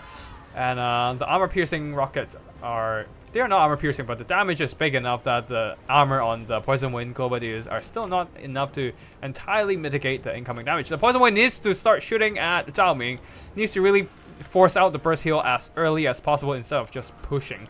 So this might be a mistake here, just ignoring Zhao Ming right there. Like, they most certainly would, like... Oh, and this is not great! A little bit of Breath Spell, as the overcast version of Plague of Rust, reducing their armor, making them a lot more vulnerable to the non-armor piercing Dragon's Breath. While the front line, their Skaven Slaves are moving up, Clan Rats as well. Unfortunately, the Jade Warriors can and will hold the line. At the back there, the Packmaster is still struggling to chase up onto Zhao Ming and damaging him, although some of these Poison Wind managed to get their hands on top of some Peasant Long Spears, and a massive Dreaded 13 spell blasting away one of the Peasant Archers, and now the Storm Vermin will push on to the next unit of Peasant Archers. Actually, they are a bit lagging on the micro there, but they do need to start moving out soon. Zhao Ming continues to run around at the back line, ruining the Skaven missile pressure. And the Storm Vermin is still sitting idle here. Definitely a mistake on CPAL there, but Berserk also taking some losses in the front line there. Peasant Long Spears are taking... Oh, God a quarter of that unit just got deleted by the plague, by the pestilent breath or scorch, depending on how you call it on the different versions of the ability. But Dragon's Breath is returning that damage to the other Skaven chaff, so it's really literally just a chaff on chaff display. A bit of friendly fire from the Sky Junk, and now Zhao Ming is at the back line here, surrounded by a ton of monsters. Not monsters exactly, the wolf rats are surrounding Zhao Ming, working down his health, and also a Howling Warp Gale locking him down so that the Red Ogres and the Packmaster can keep working down his health. Very nice micro from Sipa right there, just catching Zhao Ming out of position and start dealing substantial damage to him. But they do have to be careful though, because Zhao Ming does have that burst heal, so you basically have to treat him as having 2 health bars, like from soft boss basically. Anyways, at the back line here, a lot of these Poison Wind Globadiers, because of all that attention on Zhao Ming, has been caught surprised by all these Cafe mobility and will be routed. And Zhao Ming here getting that massive burst heal, pushing the balance of power in favor of the Grand Cafe army. At the back here, some Skaven's Plague Monks are continuing their chase against the Peasant Archers, but Peasant Archers, one of them was able to regroup and start peppering them down with some Overwatch fire. Zhao Ming also, after getting that burst heal, is stabilizing his leadership, although he's still surrounded by armor-piercing monsters, actually pinned down by a single Red Ogre in the front there, and unable to get back in the skies, while the Packmaster just doing chunks and chunks of damage against the Cafe Lord. Actually, he didn't do that much damage, is all. Wait, what was doing all the damage against Zhao Ming? That makes no sense. Well, we can look at it later, as now the Cafe do have a commanding position. There are some Skaven slaves now continue to pressure the Peasant Archers, but they will also get pressured by Overwatch fire, and on top of that, Cafe has better mobility in general. Some of these Peasant Archers are returning to the front lines and start firing down the lines on the Red Ogres, who are now isolated from the Packmaster, unable to support his fight against Zhao Ming. The Gracier will be moving in, trying to get on top of these Peasant Archers. They need to move in another, maybe drop another Dreaded 13 spell, perhaps. But anyways, Red Ogres plus the Packmaster continues to rampage through the Cafe lines. This seems to be a pretty good combo after all. Clan Spears attempting to tie down the Peasant Archers, but they're still firing, so Overwatch fire doing some pretty substantial damage, and the Skavens are in a pretty obvious back foot right now.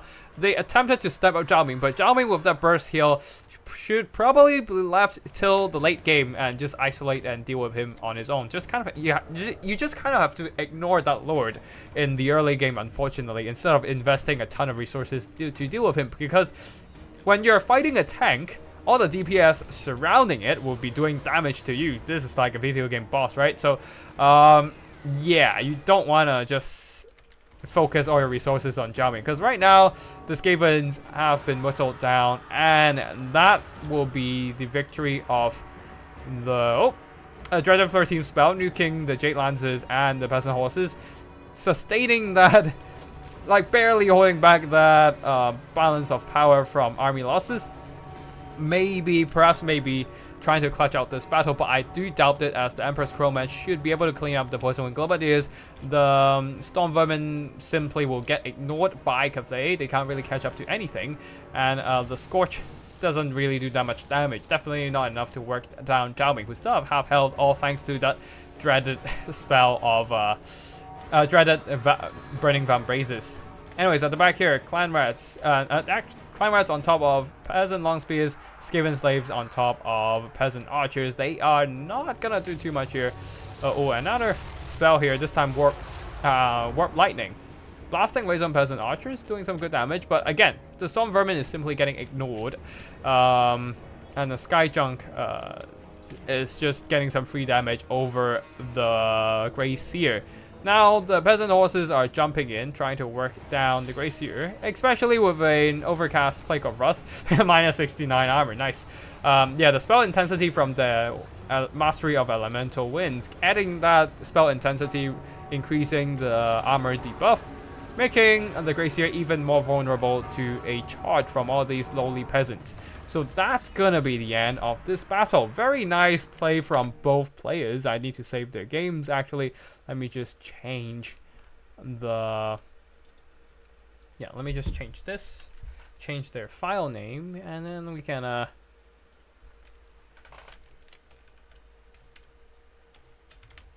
then we can move to the finals. Yeah, CPAP versus Raced. FNF. Replay. There we go. GG to both players here. Unfortunately, Zhao Ming with his healing is just too much. Just a bit too much. The rest of the Cathay army also doing okay. The Skyjunk did a lot of damage from afar. Not quite enough to earn back its value, but its value is mostly coming from the... I mean, it's still got a lot of value, so it's pretty good. Empress Crowman did some solid damage. A very, very cost-efficient... I've never actually seen it perform badly in battle, actually. Its stats are way too good for its price and for its mobility. Plus the Nangao grenades. This is a bit oppressive, I would say. And the Jade Lancers with all the Red Ogres busy with Zhao Ming, they're just free to run down the Skaven missile lines and all that. Archers didn't do that much damage overall, but they did. They were very important in providing the harmony and whittling down the lightly armored Red Ogres, and the rest of the peasants. Some did fine, some didn't. Skavens, I would say the Packmaster and the Red Ogres definitely tried their best, but unfortunately they're just a little too fragile, and the Poison Wing Globadiers got hit hard by a ton of stuff, honestly. I'm pretty sure they got hit by Plague of Rust. Well, yeah, the Plague of Rust hitting them and then them getting focused down by a bunch of stuff, getting pressured. They were not able to do too much damage, and then that means the Clanrat Spears and Skaven Slaves can't really carry the game. And yeah, that's the end of the semifinals. I'm going to turn on the screen blocker again because we are moving on to the finals of the day. We have indeed Berserk versus Race, two very good players, like top tier players, I would say. And they're gonna be facing down each other on the finals of today's Friday night fights. Let me just turn on the scoreboard so that we can keep track on the scores. Now, I don't know, we can then talk about anime and shit, I guess. Give me a second. Although I do have to say this season has a ton of good anime, so I'm like, I need to play the game more, cause otherwise I'll get rusty. But then I've got too much shit to work on the side. But yeah, Berserk 0 and Race also 0.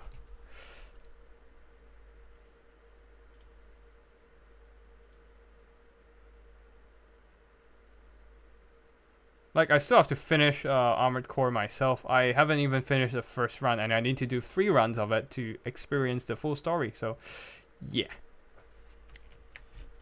October's gonna be busy. Real busy. Alright, actually, I forgot to check up on the chat. I hope you guys were behaving yourself.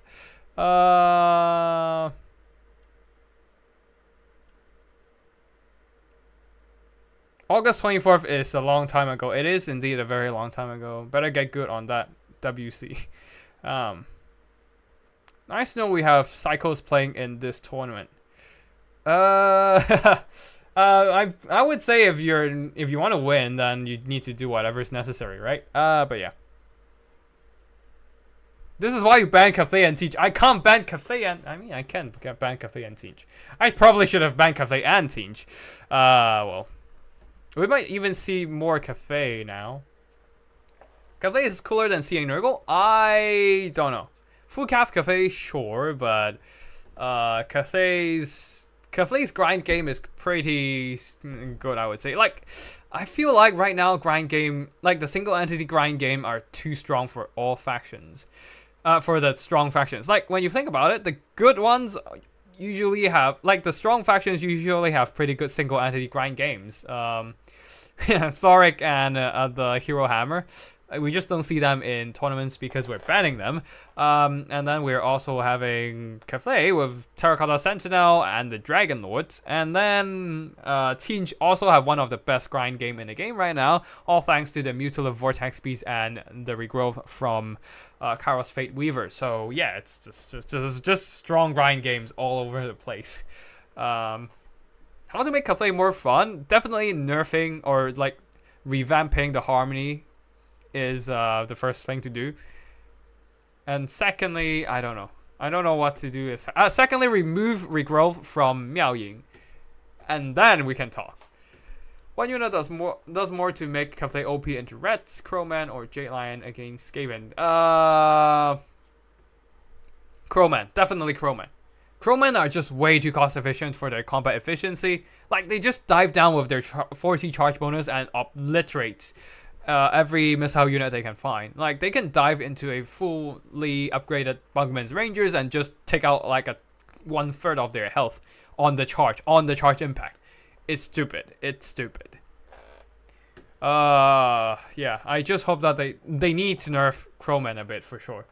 Like, they're way too strong for their cost. They're like a flying elite infantry, especially with the 60 grenades on the Nangao grenades on the Empress Crowman. They just it's a instant delete button. Like, I know Pterodon Riders also have their rocks, but it's only 12 rock drops. But then the Empress Crowman is dropping 60 of the grenades. And they are area of effect, right? So that means a lot of the units on the infantry end will get hit by multiple grenades, and they just get instantly deleted. So it's stupid. Goblin Slayer, I can't do that. It's too heavy for my taste. It's way too heavy for my liking. Like, I can't. Look, I watch anime to see cute anime waifus have fun and all of that, like Bocce the Rock. Like they're just making a band or like playing music and shit. I can't. Like if I want to see goblins getting some action going, I would just go and freaking read hentai. That's what I would do. But like, have you watched Arcane? Arcane is so good. Actually, it's a coworker recommending me to watch Arcane. And then I start watching it, and I first started it slow, maybe watch like an episode every couple of days. And then after like 3-4 episodes, I just binge everything. Like, it's good. It's so good. Like, oh, the music, the choreography, the animation, all the Easter egg they like sneaked into the show. There's a lot of, you can tell they put in a lot of care into the show. And again, the music's so good. Yeah. I mean, the music, actually not the music, but the animation. Yeah, the animation is definitely the best part about it. Like, they retain, like, they have, how do I say it? They have a really smooth and natural way to recreate the champions, the champions abilities. Like, they, of course, not all the abilities are recreated yet, but they are just kind of blending those abilities into the the kind of real life story on Runeterra rather naturally. So you don't really feel like they're just like pressing a button and start activating an ability, but like it's a very fluid animation too, and it's just, and I actually no, the story is the worst. The story is the best thing, and the worst thing, it's just hurts so bad. Like the relationship between, this might spoiler alert, but the relationship between Jinx and a certain very enabling character just hurts, because all her bad habits, her bad actions are just getting reinforced, and I am just like, seeing the downward spiral is just heartbreaking, man. It's heartbreaking. The story was the best thing I've seen in a long time. Same. It just hurts so bad. And man, also like, yeah. You just want to give Jinx a hug, but then you just know she's way past the deep end. and will never come back. It's so hurt. It hurts, man. It hurts. Goblin Slayer has like 3 implied and shows only 1. Yeah, no, like it's fine. I'm good. I'm just gonna stay away from Goblin Slayer.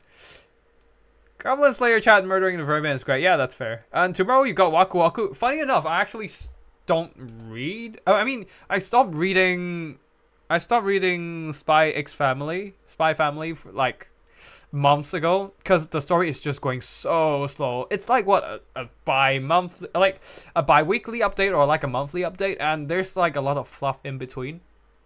So, which means you kind of just have to wait for multiple months for the main storyline to actually start progressing. And I feel like I can just wait like a few months, come back, and just binge everything at once. Especially I'm just kind of getting busy on all fronts, so like I don't really have the time to just to like dedicate like to just constantly keeping up to date on that one. So I started reading other stuff and didn't watch the anime. I do recommend a couple anime this season. One is the Free Ren's Free Ren Beyond Journey's End. That's a really good, like it's a slow paced story, but it has really nice emotional impact. Like it's telling a story after the end of an adventure, after the final boss is defeated. What happens to the heroes, and then from an eyes of an elf, which is like a super long living species, right? She start like picking up bits and pieces, the legacies of her companions, and yeah, like you can like picking up the bits and pieces of her companions, and eventually like just feeling the story,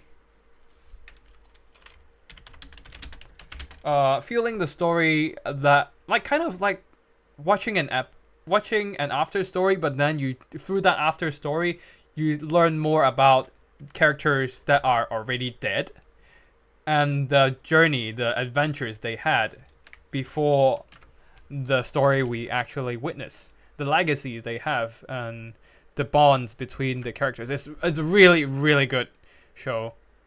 Oh, third episode with Chao Jinx blowing up the warehouse. Oh, spoiler alert, but oh, that hurts so bad. Everything would have been fine, but then the monkey bomb. It just feels like you also see how proud she is for finally doing something, but that is exactly what she did wrong. It's so it hurts so bad. I recently watched Friesen being talked about Nixtaku, Frieren. Not interested in reading a manga before an anime since Beastars. Beastars, I see you're a man of culture as well. It's a good that's a good manga as well. Yeah, One Piece live action was better than I expected as well. Yeah, another coworker was introducing me to it, and the first episode was pretty fun. Another Fury, what Fury? Oh, whoa, calm the hell down. It actually has a really interesting like philosophical discussion on the Zootopia kind of world. Like Zootopia, you see a very like all age kind of like suitable family rating kind of animal world. But then you go into Beastars, which the more realistic shit starts showing up, like how where there might be a black market of to sell herbivores meat to like carnivores. Like you can and like people will do some dark stuff just to like get that kind of bestial instinct, the bestial urge released. It's very interesting as a read. I mean, it's furry and all, but like it's interesting. I would say it's a very interesting read. I would say, yeah. I watched 60 episodes and I'm done with One Piece. I'm same. I read like 100 chapters of manga. I'm like, no, this is too long. I'm done. But yeah, another anime I would recommend is one called Shangri-La Frontier. This is basically, if you play Elden Ring, I can tell you this is basically Let Me Solo Her, the anime. Like, dude literally runs around naked with 2 knives and wrapping his head in like a fully covered helmet, but the rest of his body is naked, and he is in his underwear. It's super fun. Dude is just trying to challenge a game, and it's got solid animation. Like you can, there's not a lot of action in the first episode, but you can tell they have a lot of budget in animating the characters. Like a lot of details were really well animated, so it looks super smooth. Anyways, done with anime, we're back to the battle. For the army builds, Berserk is going for a missile heavy army. Both sides are going missile heavy here. Berserk going for Tinge, and I assume Race got the second pick and go for Vampire Coast. I mean, like, Vampire Coast versus Tinge is, I would say, it's a fairly even matchup. Like, Vampire Coast, Tinge definitely has the firepower advantage with all the horrors, 5 pink horrors, one of them the chromatic abominations, but Vampire Coast can definitely fight back with their zombie pirate gun mobs. In the skies, there was also a Chaos Fury, 2 Chaos Furies, and a Screamer that took some damage, but they just kind of blocked it off with the Tinge Barrier. A little bit of Wrath Storm, trying to work down their HP, but they're constantly moving, so the Wraith Storm didn't actually hit anything. There's also a single unit of Marauders of Tinge with spears in front, and a couple regular Marauders on the flanks. For the Vampire... Oh, right. For the spells, there's only Final Transmutation and Plague of Rust. Probably trying to aim at the Lamprey's Revenge, because Plague of Rust reducing their armor, Warp Flame reducing another 10 more armor, and then the crabs are just going to have paper-thin armor. Anyways, for the Vampirate, a front line of Zombie Pirate, Deckhand Mobs, and of course Count Noctilus. Animated Hulks charging into the combat already, but they're gonna get blasted by a ton of blue horrors from the the blue horrors missiles. I did miss these, but anyways, the second line of a ton of zombie pirate guns, but they're now showered by the horrors fire as well. The horrors are firing back, but the Tinge army is actually kiting a bit. Very nice micro from Berserk there, trying to use that Tinge shield to their advantage, blocking off some shots while buying more time to just really work down all these gunnery mobs. Taking all of these ones that getting peppered are down to half health, and some of them at the back also took some damage, but the handgun mobs are still firing. They're aiming at the Chaos Sorcerer Lord of Metal, who is trying to dodge and weave. There are also another animated Hulk at the back. The Scurvy Dog got Miss Micro a little bit left idle for a little too long and got charged. Animated Hulks needs to start moving up, but right now Count Noctilus is actually pushing back the zombie pirate, but the pink horrors are continuously pulling back. So things are very very nice dodge from Berserk there, evading most of that Wraith Storm, basically rendering that ability useless, and then a Chaos Summon is dropped onto the fray, onto the Death Gods, now being hit by an overcast Plague of Rust. They are going to be prime targets for the pink horrors to shoot at, but it seems that their attention aren't on them right now, so kind of wasting that Plague of Rust. It would instantly delete these Death Gods if something is shot their way. Anyways, at the back here, a little bit of a Pit of Shades, blasting away some of these plank horrors, doing some really nice damage, and the Lamprey's Revenge is getting blasted. Their health is taking, they're taking quite a bit of damage, all thanks to the fire weakness from their regeneration, making them rather vulnerable to all these Tinge firepower. Their regeneration is trying to heal them up, but that's not going to keep up with the Tinge damage output, especially there's still a ton of ammo left on the pink and blue horrors. The Death Gods are still fighting, but they're slowly but steadily getting... it's not a slow grind, but they're definitely getting steadily grind down. Lamprey's Revenge are now moving into combat, but the Shrieking Sky Rays are dropping in to deal with them. They might have the explosion ability ready, but it's not that they need it right now.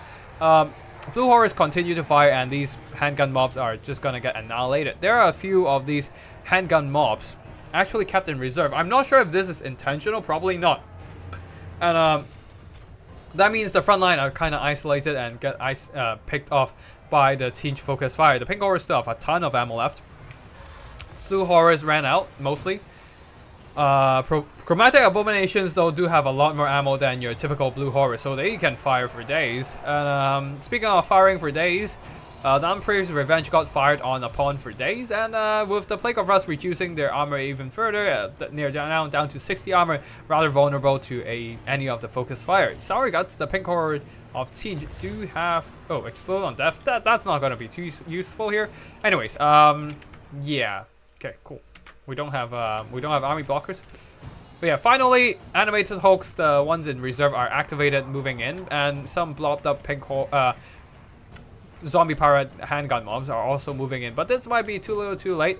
Wait, what? What? Balance of power is still slightly in favor of the vampirates. Oh, probably because of this Death Gods and Count Octolus still being almost full health. But I do think that the team has enough firepower to just work down all these handguns. In a direct fire trade, anything with direct line of fire versus something with arced line of fire is usually favoring the arced line of fire because of how their shots can arc over targets and shoot on something else. But anyways, Death Guards continue to push, and there's nothing to really stop them for now. Maybe these Marauders with spears, but they will just get nuked. Yeah, they would just get wrecked by the Death Guards in pretty much instantly. At the back here, Blue Horrors are moving into the fight, and the handgun mobs are trying to hold the line, maybe just trying to blast them in point blank, but the Zangors, actually they're Zangors, not Marauders. My mistake there, but Zangors are pushing the flanks and will be just cutting through tons of the vampire units. Another little bit of a pit of shade, nuking some of the health from the Sour Guts away, but look at all these pink blue horrors just blasting away at the animated hulks, and there's still a lot of fire left on the Siege side. So Siege will be kiting, and vampires are just struggling to play catch up right now.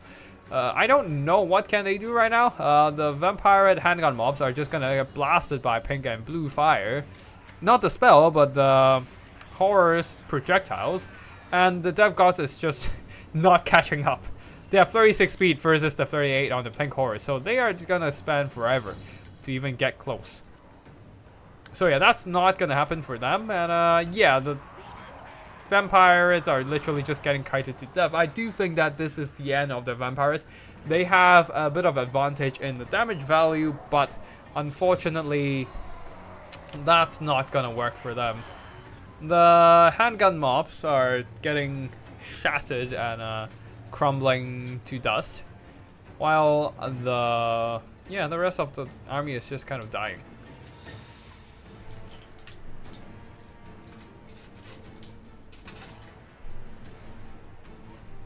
Okay, yeah.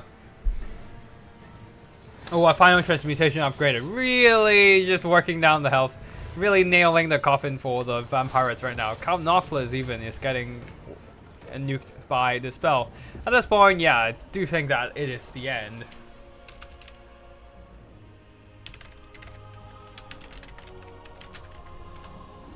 No, I can't save it. I wasn't fast enough.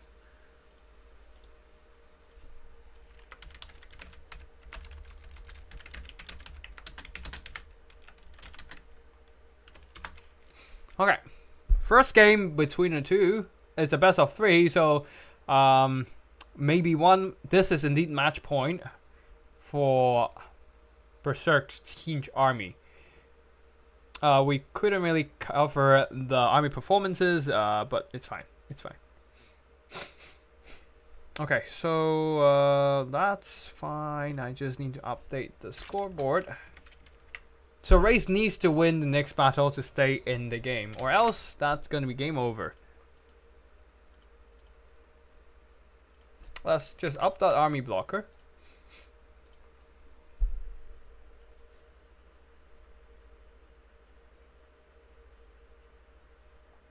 Hank Cyrus. I just saw it looked weird and furry and so instinct skip for it. It's fine. That makes sense. I mean, it can get weirdly sexual at some points, so it's not everyone's cup of tea. I do understand that. But the OP, the opening song is super lit though. Super lit. For B-Star. Race has a bit too many tactical reserves. Indeed, he did. And it's just too many units like kept in the back lines. Ah well. Even the best of us makes that kind of mistake. I saw the weird sexual scenes as memes. You gotta be more specific, man. You know how little that narrows it down. Man. It's called the furry anime for a reason. Because there's way too many. There's way too many. Alright, let's just stop talking about furry anime and talk about something else. But yeah, Shangri-La Frontier, I do recommend that. I strongly recommend that. It's basically what Sword Art Online could have been, but did not become. It's a very fun video game anime. Like, it's not about a video game turned into an isekai thing. It's more about like a bunch of gamers just wanting to enjoy an online RPG and also just playing the heck out of different kinds of game as well. I mean, mostly focusing on one online RPG, but they also sometimes shift into like having fun with other games. It's just like a very gamer anime. Furry high school anime. Is that Monster Musume? Or is that another thing? Anyways, watch Shangri-La Frontier. I recommend watching that. It's Let Me Solo Her the anime. It's the gamer anime. Like, dude literally just wants to have fun with the game. Like, it's not anything about, oh, I'm gonna become OP or anything. Like, there are some very solid fight scenes. I don't think yeah. Oh, there's too many like good shows this season. Yeah. I still need to watch the Oshinoko from last season. Too many shows, too much to do, too little time. Struggles of a working life.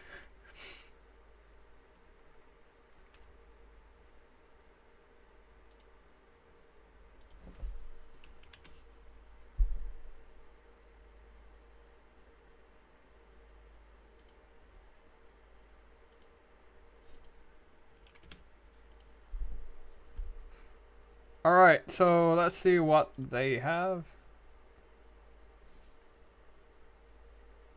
Monster Musume has the snake waifu with the 8 meter body pillow. Yeah, it is. It does. Not that I have it. It would be nice to sleep on, I do believe. Just, having really super long pillow. Just kind of like surrounding you. Oh, is that why people are into snake waifus? Not that I blame them, I guess.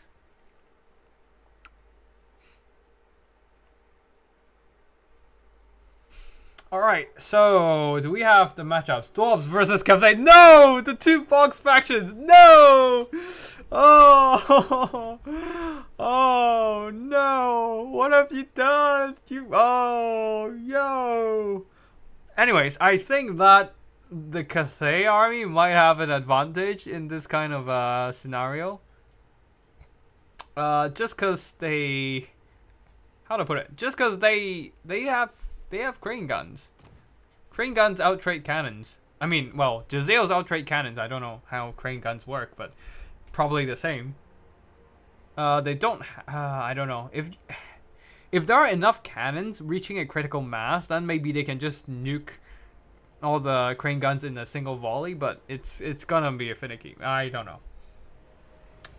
I'm like, personally, I might just bring the green giant if I'm the cafe player, and just walk in and deflect all the missiles with the help of the jet lion. But let's see what race will bring. And for Berserk, I don't know. I'll probably just go for a Dwarf Tide that I think I showcased on the channel for a bit.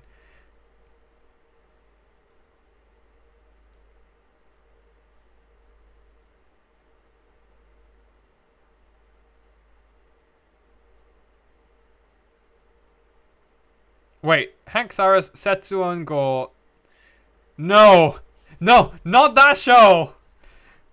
Not that show. They said, oh, I think I know which show you're talking about.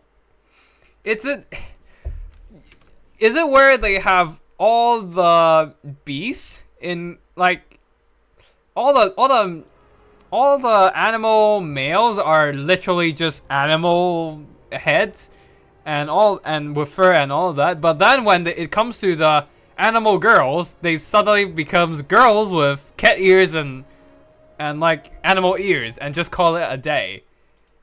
Cause I think I know what you're talking about. Yeah, it is that one. Yeah. Yeah, the males are all, and then there's this weird lion plus deer couple. I don't know if the anime got so far into that one. I read the manga though, so that's why I know that. I know that much about the story, and they set up so hard between the two humans. But then somehow the main storyline is about the bond between the wolf and the human guy. Makes no sense. Anyways, I mean the story is kind of like, oh, Citron, Lion and Gazelle was episode 3 or something. Yeah. The lion was funny though. He just went bold for the Gazelle. Anyways, enough anime. Let's go back to the battle itself. Berserk going for a Dowie box. Not quite box, actually. Goblobber, 3 cannons, just a lot of precision artillery. Yes, Goblobber counts as a precision artillery because it is a regiment of renown unit having additional accuracy buffs. For the front line, Dwarf Warriors mixed in with a couple miners to back them up with that explosive charges. 4 Slayers, really putting in a ton of guarding for the artillery, but I don't know if that's enough against the Crowmen. There's also a Rune Lord providing some support, Rune of Speed and Rune of Wrath and Ruin. For the Cathay side, a couple Crowmen, one of them the Empress Crowman, and there's nothing the Dowies can do about them. They would just fly in, bomb the shit out of one of the artilleries, and yeah, that's gonna be the end. For the Cathay army, 3 crane guns, a ton of Jade Warriors in the front line, and a couple long spears, two celestial crossbows, one of them the Grace of Kuei Yin. Now the crane gunners, because they're outranged by cannons, are taking a lot of damage. I don't know if that's going to be enough because the Crowmen are coming in and threatening to take out the Goblobbers. Especially the explosions can just, nuke one, and then the Empress Crowmen will jump onto the other one. And as you can see, it seems that they're holding the leadership, so the Empress Crowmen will have to dive down and finish the job. Slayers are moving in, but that's not going to be enough to completely shut down the Crowmen, and the cannons are all the artillery are all silenced. But yeah, Empress Crowmen are forced back by the Slayers, and the crane guns have taken a lot of damage from the 4 artillery units. And yeah, the crane guns are moving up, trying to get in range to start sniping out the cannons, but it might just be too late for them, as one of them are down to less than half health, the other is also approaching half health. The Crowman is definitely trying to do some more sneaky maneuvers here, probably gonna dive in again to try and shut down the cannons once more, but yeah, seems to be having a bit of trouble. This is where the Dowie artillery leadership comes in play. Very clutch here, just keeping them alive so that even after these kind of harassment, they will still be holding strong and standing firm. Anyways, Warriors and Miners are moving in. Miners needs to start getting out their explosive charges and blasting away the Cathay infantry. One of the cannons have been worked down by a combination of crane guns and the Crowmen. Also, Godlobbers are forced off their artillery models. One of the cannons are, oh, this is bad. All three crane guns, albeit taking substantial damage, are still online and are now picking off yet another cannon unit. And the Grace of Kuei Yin and the Celestial Dragon crossbows are blasting away at the miners. Oh, they took so much damage. The Mark of Kuei Yin, the funny enough, the ironic Cathay version of Mark of Uther is absolutely nuking these poor miners. Although the Thanes are pushing through the front line, the double Thanes pushing through the front line, getting on top of the crane guns, trying to disrupt them. So some of these Dwarf artillery has been resecured, although this one, not so much. Slayers are trying their best to shut down the Onyx Crowmen, but that's not going to be enough. So the Dwarves are just going all in on that melee push, really trying to use the Thanes to shut down the missile units. Slayers moving in, and their unbreakable trait plus their throwing axes can help them blocking some of the shots, trying to a bit of a juking there with the Slayers, but that's not going to be enough to deal with all that missile fire from the dragon crossbows, especially the Grace of Koying, a very elite unit. Now the final artillery from the dwarf army will be shut down by the Emperor's Chromat, and this Slayer has been held in reserve for a little too long. Now that it's Berserk's turn to make the mistake of tactical reserves. Now the question is, can the dwarves grind through all these Jade Warriors and pass along spears with Harmony buffing them? I don't know. A little bit of a Rune of Wrath and Ruin blasting up the Peasant Long Spears, and now the Grace of Koying are dragged into melee combat by the Slayers. Then they, unfortunately for the dwarves, have pretty solid melee stats: 34 attack, 41 melee defense, and heavy armor, 95 armor. So the Slayers will struggle to do damage, and the other Celestial Dragon crossbows are able to just blast away at the pursuing dwarf units. Although the Celestial General, who got brought to the field, being a rather cheap lord, so that the Cavalry army can afford more caster and heroes and whatnot, but he is actually getting wrecked by the Thane. Funny enough, 60 attack, 40 defense versus 50 attack, 55 melee defense, and ironically, he is the one getting wrecked in this melee combat. Supposedly, he is good against armored targets, but no, Thane is just better than him. But yeah. Now the miners are moving up. A little bit of Searing Doom from the alchemists, trying to stop them, but they just moved out of the casting range. And the Dwarf Warriors are actually outgrinding the Jade Warriors in the front line. Without Harmony buffing them, the Dwarf Warriors are actually doing just fine. Now suddenly things are a little less comfortable for the Cathay. They're still up ahead on balance of power, but a lot of their missiles are getting pressured right now. So things can be a bit finicky for them. Mark of Ying dropped on top. Oh, this is brutal. Dropped on top of the Rune Lord, and he is taking quite a bit of damage. Not like the end of the world kind of damage, but there's still damage that he can't recover from. Anyway, Slayers and Miners continue to pressure the Cathay missiles, making sure they're not coming back. Celestial General getting chased all the way to the other side of the battlefield. Slayers now fighting tons of Jade Warriors. This is not a good trade for them because of their lack of armor piercing. Oh wait, no, these are Dwarf Warriors, never mind. They look too similar to Slayers. Where are the Slayers? Huh. All the Slayers have been activated and are now pushing back the Cathay missiles. Grace of Koying trying to run away from the Rune Lord. Especially if they just get stuck fighting, they might just get blasted by a Rune of Wrath and Ruin. But anyways, Slayers are moving fast, trying to get around the Peasant Long Spears and get on top of the Grace of Koying. Another Searing Doom coming in? Maybe? Just maybe. I don't know. I can't see it, so I assume there's nothing. Yeah, nothing. Anyways, maybe a Searing Doom has already finished and the miners got blasted up. Now there are some more Celestial Dragon crossbows who have regrouped. Retreated to a safe space, and now firing at the Slayers, who are now still maneuvering around, trying to catch up and cut off the Grace of Koying. Another Slayer unit just set up on the other side, now done with chasing down their opponents. These Slayers are much needed right now to shut down all these Celestial Dragon crossbow. The Rune Lord is moving around, trying really hard to shut down some of these Celestial Dragon crossbows, but unfortunately things are looking more and more finicky for the dwarves as they are running out of resources to shut down the Grace of Koying. This might be a good time for a Rune of Wrath and Ruin White on top of this blob, but the Slayers need to start marching towards the Grace of Koying to use their missile block chance instead of trying to do this kind of juking, which is not that effective, honestly. Might as well just tank the shots. They're still trying to juke, but oh wait, this is a really good juicy block for a freaking Rune of Wrath and Ruin. Come on, let's go! Rune of Wrath and Ruin. Blast them! Oh no, the damage! It hurts so bad. But yeah, did a lot of damage there. A lot of damage on the Peasant Long Spears. Oof.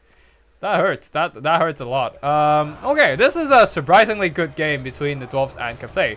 Anyways, the Slayers took way too much damage on their approach into the fight. They should have just gone straight into the fight instead of trying to do some unreliable juking. Now they are surrounded and outnumbered, all of them having down to 40 models and only a quarter of their HP. These Slayers are coming back to pursuit, and yeah. Okay, a little bit of Searing Doom, just trying to force them away. And another Mark of Ying, trying to reduce their missile block chance, which is actually effective for them. They're shielded. they do have their whirling axes to block missiles, so that actually works against the Slayers, reducing their missile block chance, while the back here Slayers continue to chase down the Celestial Dragon crossbows, and the point blank fire continues to do damage, although the Slayers now are slowly catching up. But I still don't know if the dwarves have enough to grind through all these infantry. Maybe if they just keep spamming Rune of Wrath and Ruin, maybe. But it's not a spell that is on demand. It has a long cooldown. So, I don't know. But definitely, like, definitely blobbing up was a mistake there for the Cathay army. Because the dwarves were able to just get that one juicy Rune of Wrath and Ruin and just kept themselves in the game. The last of the Slayers over here are slowly grinding through the Celestial Dragon crossbows, but I don't think they have enough gas in the tank. The Celestial Dragon crossbows probably should have just stood there and fight. But either ways, they are fighting. Rune of Speed here, helping the Slayers to catch up with the Grace of Queen, and also adding that 24 melee attack, really key in cutting through the melee defenses of the Grace of Queen, as the Grace of Queen 41 melee defense is actually enough to keep themselves enough to hold out against the 39 attack of the Slayers. But right now the Rune of Speed managed to help them cut through all these Grace of Queen, and that unit is completely gone. It is now Hero Hammer for the dwarves, and maybe, just maybe, the dwarves will be able to clutch this out. Very nice micro from the dwarves actually. I am rooting for a race right now just because I want to see another game, but looks like the dwarves are in quite a commanding position. Really nice micro here there. At the beginning, like, nice tactic I would say, not necessarily micro, but yeah. At the beginning, trying to do as much damage as possible with the artillery, but noticing that the artillery strategy isn't working, just push all the Slayers, all the infantry towards the backline of Cathay, knowing that once they shut down all the missiles, or at least pressure them, the dwarves can't really, the Grand Cathay army can not really do much to grind through the dwarves, especially with the unbreakable Slayers. Now the Slayers are going after the Grace of Kuei Ying, perhaps? Yeah, they are indeed going after them. While these Slayers are running away, the Dwarf Hero Hammer, no Floric, just Double Flame and the Rune Lord are moving in and will be breaking another unit of the Cathay units. Another unit of Slayers still barely holding, but they are, I mean, they are always holding, but HP wise barely holding, but that's enough for them to just chase down some routed long spears. Grace of Queen is completely gone, and the Grand Cathay army lost their missiles, and Race decided to call it quits. Pretty much knowing that they can't outgrind the dwarf single entities at this point. GG to both players here. GG to both players. GG to both players.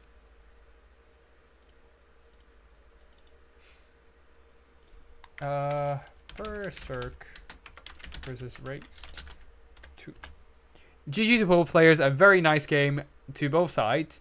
And yeah, that was a really strong comeback. I thought the Cathay had it, but Berserk had a strong comeback with his melee push. So yeah. Anyways, thank you everyone for joining this Friday night tournament. Thank you for Crew Umbrella. Thank you Crew Umbrella for hosting this and inviting me to stream this event.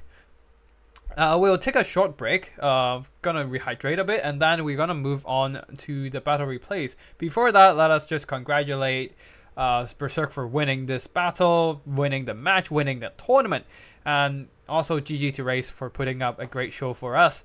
So for the army performances, Rune Lord, that one juicy Rune of Wrath and Ruin pretty much saved the entire dwarf army, I do think.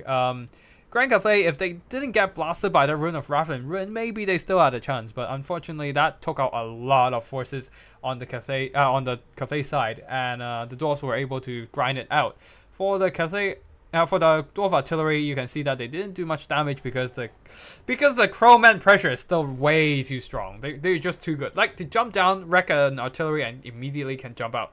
For the other like flyer units, they would jump down onto an artillery and take a good amount of time before they can actually work it down. And before they manage to do enough damage to rout off the artillery, other stuff, say cavalry, can just come in and save the artillery crew, but not for the crowmen. The crowmen can easily just jump in and rout everything off, and just like nuke half health away from the artillery unit.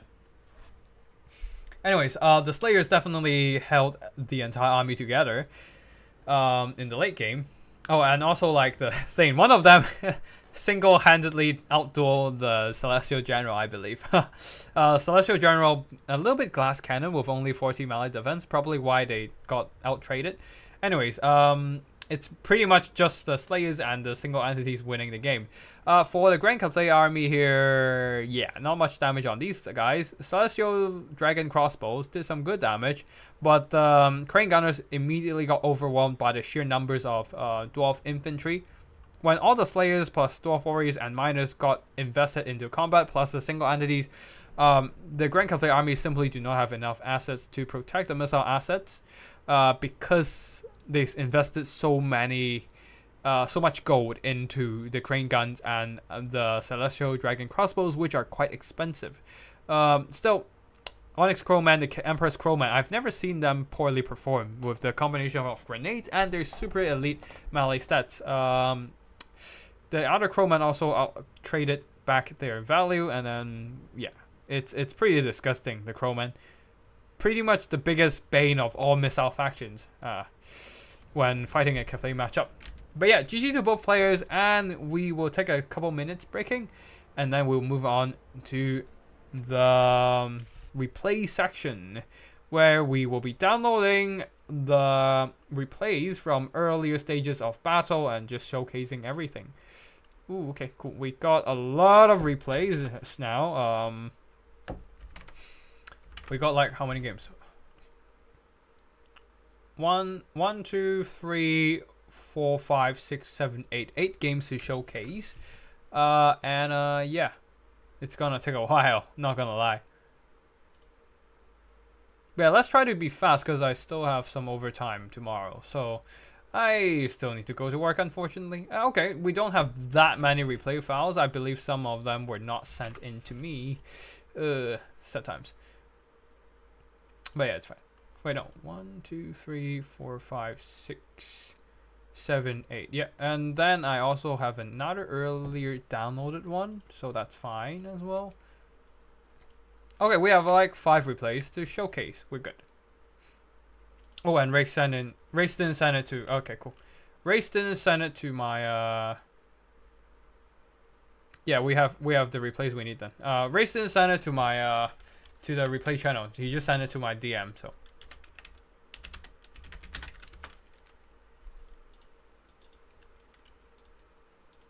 So yes, we have 8 games. I just need a couple minutes to just kind of recuperate, rehydrate, and all that, and then we're good to go.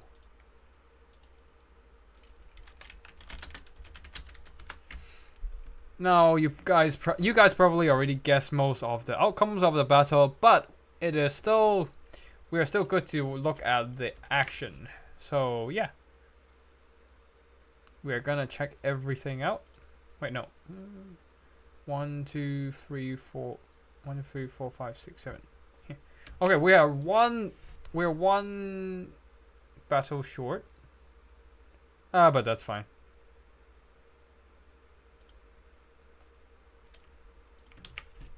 If we miss something, we miss something. That's fine.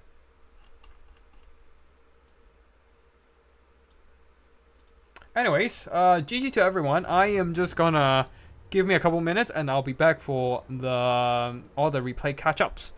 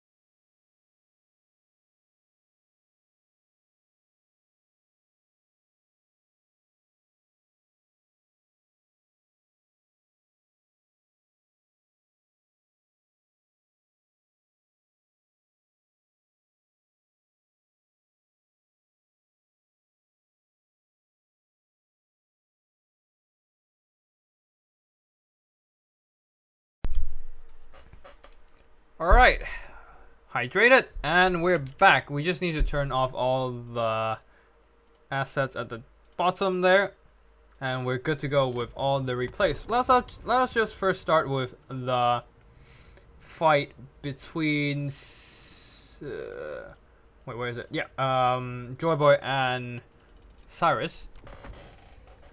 And that was a very interesting build from Kislev or Joy Boy right there.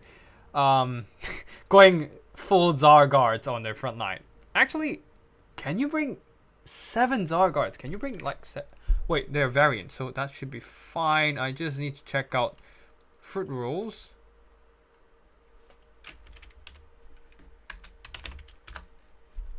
Let me just check fruit rules quickly to make sure you can bring 7 Tsar. You can bring 7 Tsar guards. Actually 8 if you... Yeah, you can bring 8 Tsar guards. Wait, no. They're counted as different entities, so you can bring 4 of each. Like, they're counted as different types of units because of their armor piercing and non-armor piercing variants. So, yeah. You can bring 4 of each, so 8 in total. Anyways, for the army builds... 3 Tsar guards in the front, 4 Tsar guards with great weapons at the back. One of them, the... Herf Blade, Das Herf Blade. Also a single unit of Wolf Heart and another unit of Cossacks with spears, 2 units of horse archers, and leading the army, the Ice Witch of Ice. Already using that Death Frost, really trying to work down Valkyria the Bloody here. Valkyria having some nice jukes with just wasting the ammo of the expensive Wolf Hearts. On the other side of... Oh, there's also a Patriarch coming in with the 2 standards, Starlight Lullaby and Taurus Battle Hymn. On the far side there for the Chaos Army, Chaos Warhounds already chasing after the Horse Archers, but they're backing off, just trying not to get kited too hard there. Chaos Knights are also at the back. A front line of Marauders, and then 3 more Chaos Warriors, 2 more elite infantry, Mirror Guard and the Severed Claw. Another unit of Chaos Knights and more Warhounds. So yeah. The front line has started engaging. Marauders crashing into the Tsar guards, but like waves crashing onto boulders, they just got shredded. They just kind of like broken apart themselves. Although the Spear of Sleipnir will be breaking apart some of this, softening up the rock so that the Chaos Warrior will have an easier time to grind. But that is not gonna be too easy. I do think that the Kislev army spread it a little too wide. They can probably try to do a bit of a boxy formation, and that should be able to just kind of break through the enemy units, like just hold back the enemy swarm and preventing them from rear charging. But right now, Chaos Knight and Hounds are flanking, and the Kislevites have very little they can do to stop them. Even some of them even charging straight into the Das Herf Blade, and the impact damage, it's minimal because of their heavy armor, but it's still better than nothing really. Now on the far side, Chaos Hounds are marching in as the Wolf Hearts are blasting away at the Chaos Knights being hit by the Pack Trap. Tsar guards were trying to block and protect the backline, but unfortunately the Chaos Knights are sandwiching this poor pocket of Kislev troops. A sandwiching charge, a hammer and hammer. So there's nowhere for the Wolf Hearts and the Cossacks to run, and they're just getting trampled by a combination of Hounds, Knights, and Valkyria herself. And more Chaos Knights are just slamming in. It's a little bit of a downhill charge. It would have been nice, but it seems that they kind of dropped the charging order for a second there. Just got distracted or something. But yeah, they will be charging in once more, while the Chaos Warriors are continue to grind against the Tsar guards. Not that they can actually grind effectively in that regard. While the Das Herf Blade has retreated from the front line, coming back to provide a little bit of support, using their armor piercing to great effect, cutting down the Chaos Knights. But then the caster of the Warriors of Chaos is returning a bit of a damage to them. A massive Pit of Shades, maybe an upgraded version, not quite sure, you can't really tell, but absolutely nuking the health of these poor Das Herf Blades. Now more Tsar guards are returning to the fair, just trying to surround the Chaos Knights. But yeah, definitely Cyrus is having a bit of micro mistake here. The Chaos Knight should have just got pulled out a little earlier for more cycle charges, but it's not the end of the world. The front line wise, Tsar guards are still grinding just fine, but a Spear of Sleipnir will just make things a little different for them, blasting away a few more of their models, doing some nice damage, but Valkia somehow losing in this fight. She did get hit by Death Frost though, so that kind of makes sense. That Song of Winter Sunlight, providing that Vigor Refresh, allowing the Ice Witch to run a little faster and getting back a little bit of that Vigor back. Now, the Dazzler Blades probably should just protect the Ice Witch, or the Ice Witch needs to jump into the middle of these Dazzler Blade because Valkia is not giving up the chase. More of these, maybe these Horse Archers can also be more proactive in chasing enemy units. Maybe just perhaps using their models, they can screen out Valkia the Bloody, because Valkia is absolutely horrible when fighting blobs of troops. So even against like a skirmishing cavalry, it will take her forever to actually work them down. She's more of an anti-large duelist. So yeah, anyways, the Ice Witch is running away. Definitely a mistake not staying in the middle of the Dazzler Blades and all, but yeah, the Dazzler Blades is cutting through the Mirror Guard just fine. The Mirror Guard down to half health, and more of the Dark Guards are moving into combat. But yeah, again, they just need, like, the Kislevite player Cyrus just needs to keep the Ice Witch in the middle of the Dark Guards, really. Anyways, Dark Guards over here, they're surrounded from all sides. I mean, from one side, overwhelmed by superior numbers, but they will just hold on forever. Like, already 100 kills, almost earning back their value, and these guys are just cutting down Valkia, who is, again, really bad at fighting single entities. Wolf Hearts are moving out, and the Horse Archers are... Okay, this is gonna be brutal as the Chaos Knights charge into their backs, doing some pretty good impact damage, and the Ice Witch trying to run for her life. Trying her best, not quite enough. Horse Archers running away, and again, the Ice Witch really needs to get over to the Star Guard, but you might have seen in the rule break investigation replay, she didn't quite manage to get it, and now the Chaos Knights are here. They're here, and they are surrounding the Ice Witch. Can the Ice Witch get out? Maybe. Yep. Almost, barely get out. Barely getting out. What? Wait! No! What the Dark Guards doing? No! They're walking away from the Chaos Knights. They need to be in here just to help the Ice Witch. Only one of them is moving in, but she is stuck between multiple Chaos Knights, unable to push through, and she is taking damage for sure. She is taking damage, and more Chaos Knights are ramming into the fray as well. So, the Dark Guards are not enjoying this fight at all. Although the Dazzler Blades continue to fight, still not quite earning back their value because unfortunately they did get blasted by a Pit of Shades, and other Dark Guards will fall to the same fate, but perhaps they can bring down the Mirror Guard with them. Although this is like smack on, all the units getting hit by the sword. Very devastating damage. Unfortunate for the Kislevites there. But what? Ice Witch? Why? Oh, Ice Witch is now getting hunted down by the Chaos Sorcerer of Shadows. Chaos Sorcerer is also no slouch in melee. 50 melee defense and 34 melee attack, even when debuffed by the Iron thingy. What is it called? Yeah, the Iron Ice Armor. So even after the melee attack got debuffed, they can still probably outduel the Ice Witch. Anyways, Ice Witch here running for her life. A bit overrunning here. Going all the way to this side, meaning that the Chaos side can easily isolate her out. Like, she needs to be kept within the Dark Guards, but yeah. She's running a bit ahead of herself. No, why you go? No. Oh, she's probably trying to go support Valkia, support the Horse Archers to deal with Valkia, but now this means that the Chaos Knights have the opportunity, the perfect opportunity, to chase down this Foot Lord without any like nearby units to support. Like, the Horse Archers probably should have just ran instead of pulling Valkia pulling the Ice Witch all the way over there. But yeah, very unfortunate for the Kislevites here. This is probably the mistake that cost them the game. If the Ice Witch continues to fight in the middle of the Dark Guards, I think the Kislevites have a pretty good chance of winning this, because after all, the Pit of Shades, the Shadow Magic are definitely running low. But with the Ice Witch gone, the leadership of another Pit of Shades, speaking of the devil, working down even more of the Dark Guards. But again, like with the heavy armored Dark Guards and whatnot, perhaps the Ice Witch with all the Death Frost have a pretty good chance of dealing with. Oh, yep. Speaking of the Death Frost, the Ice Witches killed Valkia with the spell. But yeah, we'll have to fast forward here as we still have 6-7 replays to go through. The Ice Witch got killed off at the same time. This is where the suspected rule break happened, but because of the Chaos Knight still chasing off the Ice Witch, that was fine. And now the Chaos Sorcerer is returning back to the middle, trying to go for combat. Severed Claw coming back, the Chaos Warriors coming back, so it is fine. Everything is acceptable.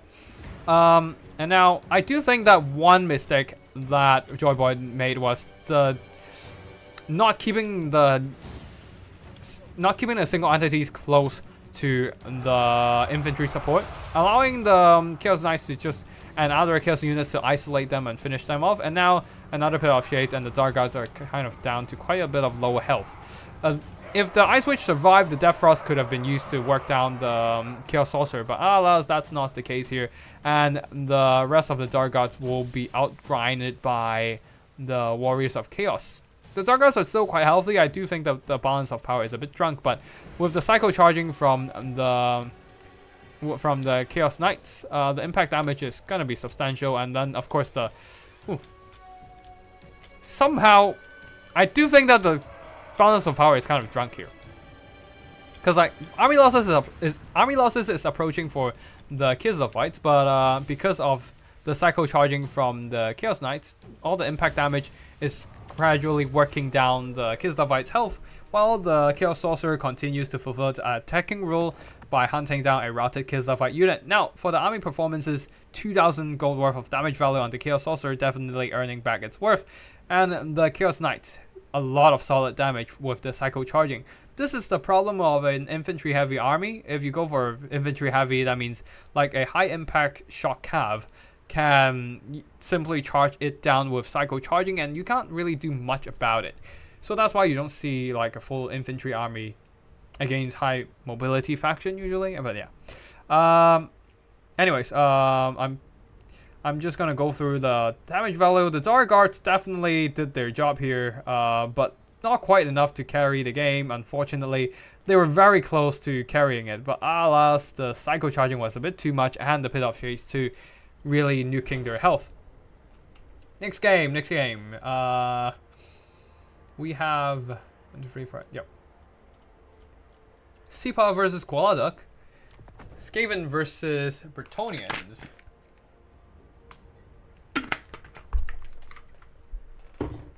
Huh. You don't really see Skaven that much these days. Ever since Poisonwind Globadiers got finicky to use. Anyways, 2 Red Ogres, 2 Poisonwind Globadiers, 3 Clanrat Spears, 1 Clanrat regular version with 2 chevrons, 2 Skaven slaves with spears, and 3 more regular Skaven slaves. The hell. I forgot the name of the Regiment of Renown version of the Red Ogres. Let me just check their names. The Pit Fighters of Hell's Deep, and then also the Teeth Breakers Rattling Gun. Really interesting here. Probably going for a Rune Gracier for the Howling Warp Gale, so the Teeth Breakers can blast whatever comes close with the help of some of these Poisonwind Globadiers. Seabass really seems to like this combination of Ruin Gracier plus a Pack Master. Anyways, the Pack Master is actually a very good character guard, providing the anti-large armor-piercing attack plus regeneration to sustain their hit points. Wolf Rats with poison, and that's it for the Skaven army build. For the Peasants of Bretonnia, a front line of spears backed up by 4 units of Pox arrows, fire arrows, mixed in together, 4 units of archers basically. The Knights Errant on the far end, Knights Errant and some Pegasus Knight. Might be a risky maneuver here because of the Teeth Breakers and Howling Warp Gale. And if they get locked down in the air and the Teeth Breakers start shooting, and then they are just gonna get deleted. But we shall see. A bit of a Damsel of Beast coming in with Flock of Doom. It's actually a pretty good spell these days, after getting a bit of revamp back in patch 4.0. And now you can see, oh wow, they're actually down to around, they got 40% of their HP gone with 1 cast. Anyways, King Lon Leon Kerr as well, just diving down, YOLOing himself into the middle of a ton of units, but he himself is being surrounded by armor-piercing Red Ogres and the Packmaster on the Brute Horror, so taking a lot of damage, while one of the Pegasus Knights being suppressed and hit by a Howling Warp Gale earlier. They're just taking way too much damage. A couple more Knights Errant on the side here, but they will be intercepted by the Red Ogres. One of them managed to get on top of these Poison Wind Globadiers peasants, moving in to pin down the Red Chaff. Now another volley from the Teeth Breakers, and now another Howling Warp Gale. Is that? Oh yeah, Howling Warp Gale. Now they're just getting butchered without doing any work in melee. Now, over here, Royal Pegasus Knights got on top of the Pit Fighters and the Wolf Rats, so they should be able to do some good work with the anti-large plus charge bonus, but the Knights Errant are not having too good of a time here. Royal Pegasus Knights trying to get close and maybe dive. They're just kind of stuck in the skies. Now, they're trying to get close, maybe dive down on the Teeth Breakers, but they took way too much damage and will be promptly routed back, although they not before doing some pretty good damage on impact. The front line though, the Chaff stuck against Chaff, but with some Red Ogres help, the Knights Errant were basically beaten back. King Luan got stuck on the ground for too long, being surrounded by Red Ogres and the Packmaster. Now the Packmaster adding that Scrying Stone to reduce the damage taken, allowing the healing to do a bit more work here. And King Luan is getting beaten pretty hard. Oh no, this is bad. Without any Knights Errant protecting the backline, the Wolf Rats are on a rampage. They got on top of the first Peasant Bowl, but now they can then quickly move on to the second one. Watch this. The Wolf Rats will literally win the Skavens the game. I mean, other than that, the Cavalry is getting absolutely wrecked and King Luan taking a lot of damage. Anyways, it seems that the Peasant lines are faltering. There's not enough infantry assets to protect the backline, and that means the Red Ogres, the Skaven Slave Spears, Wolf Rats are able to just run through the entire Peasant Archer line, as the rest of the peasants are too busy stuck against the Skaven Slaves. And the healthier Royal Pegasus Knights are jumping in, trying to do more damage against the enemy units, but that's not gonna work when they're surrounded by an overwhelming force of rats.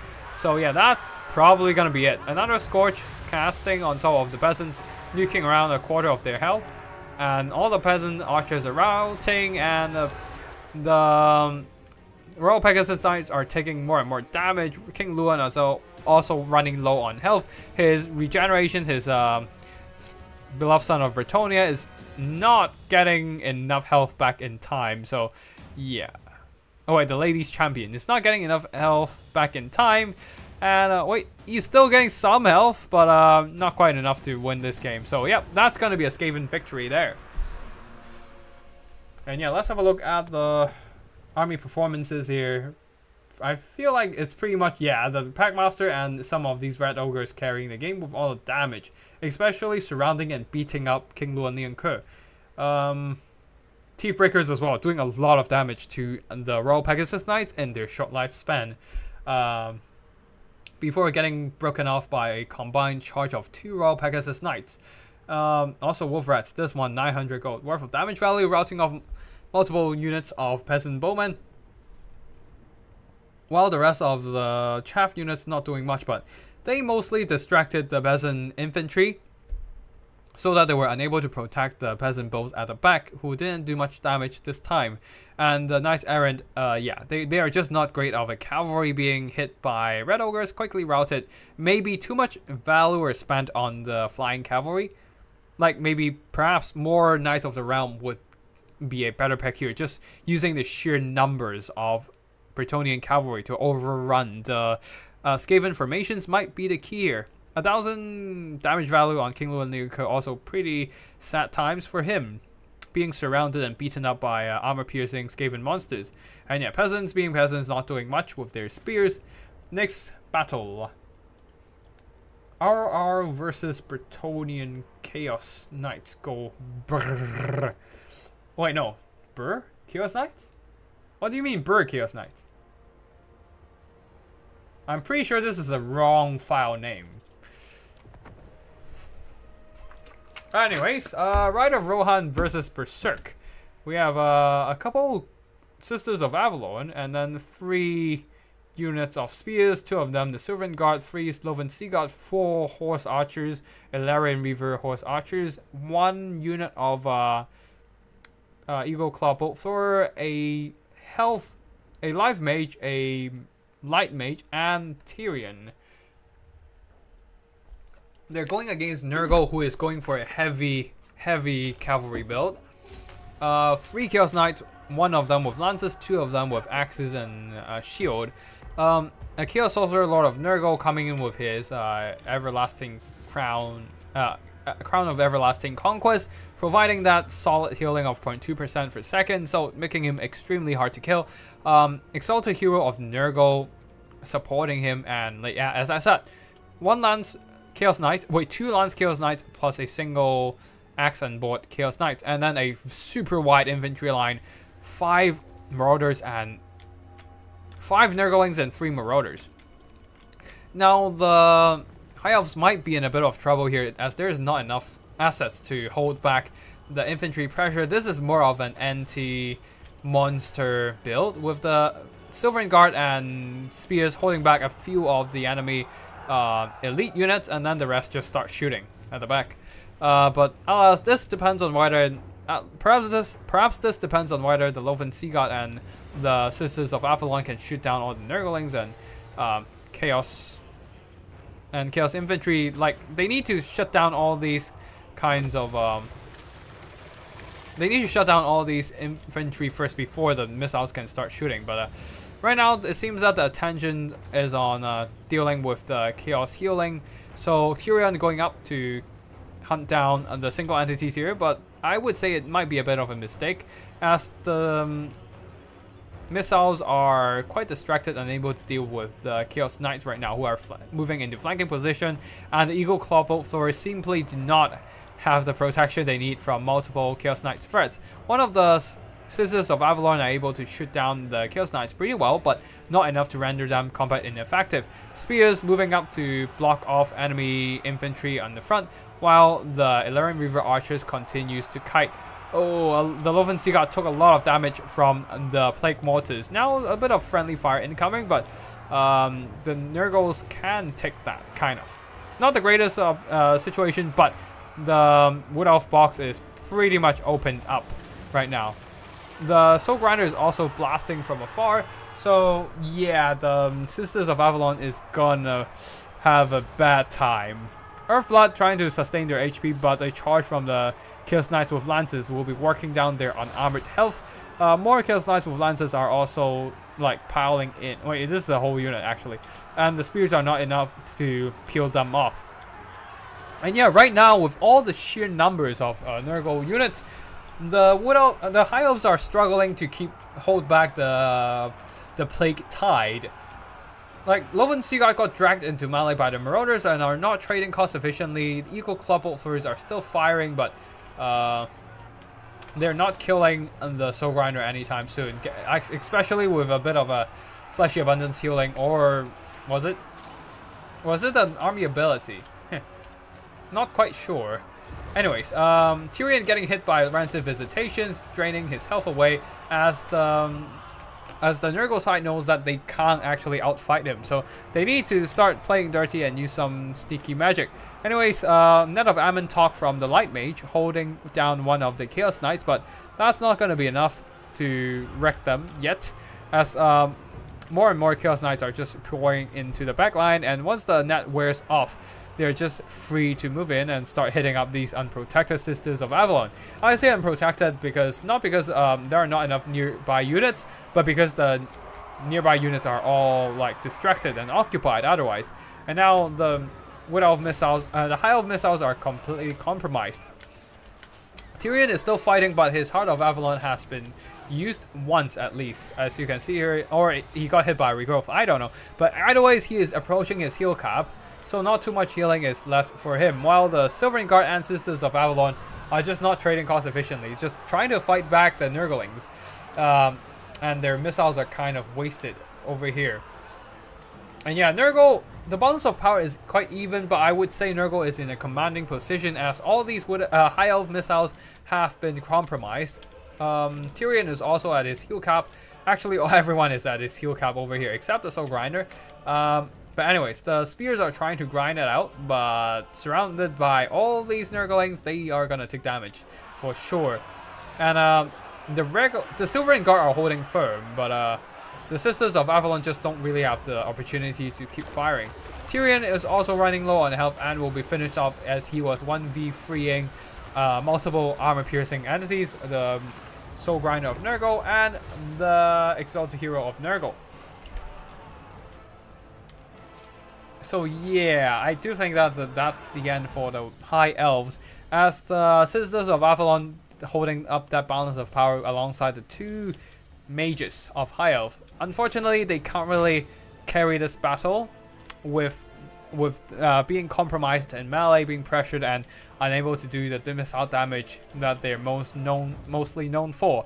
And also the Soul Grinder is just blasting away High Elf units at the background. So yeah, that's probably gonna be the end.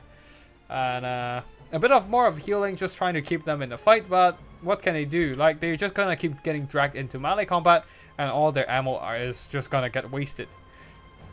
So yeah, it is pretty much just a grind game right now, as more of the missile units of the High Elves getting blasted by the Plague Mortal of Soul Grinder. And Sisters of Avalon, after getting a healing, once again got dragged into melee, trying to pull away, but they're also getting chased at the back here, and they're taking damage. No more fighting for them, and then it's literally just these two single entities holding up the balance of power, despite knowing that they will not for sure carry the game. So that's gonna be the end of the High Elves as army losses hit. So battle performances wise, Tyrion did his best, trying to hunt down multiple units. 2,400 valor, actually earning back his worth, or at least almost his worth. I'm not quite sure his exact cost, but either ways, like, he was 1v3ing the Soul Grinder, Exalted Hero, plus the Chaos Sorcerer Lord of Nurgle, and managed to got multiple units close to their heal cap, but unfortunately it is just too much for even the mightiest duelists of the High Elves. Sisters of Avalon being compromised hard by the sheer numbers of Nurgle, so not much damage value for them as well.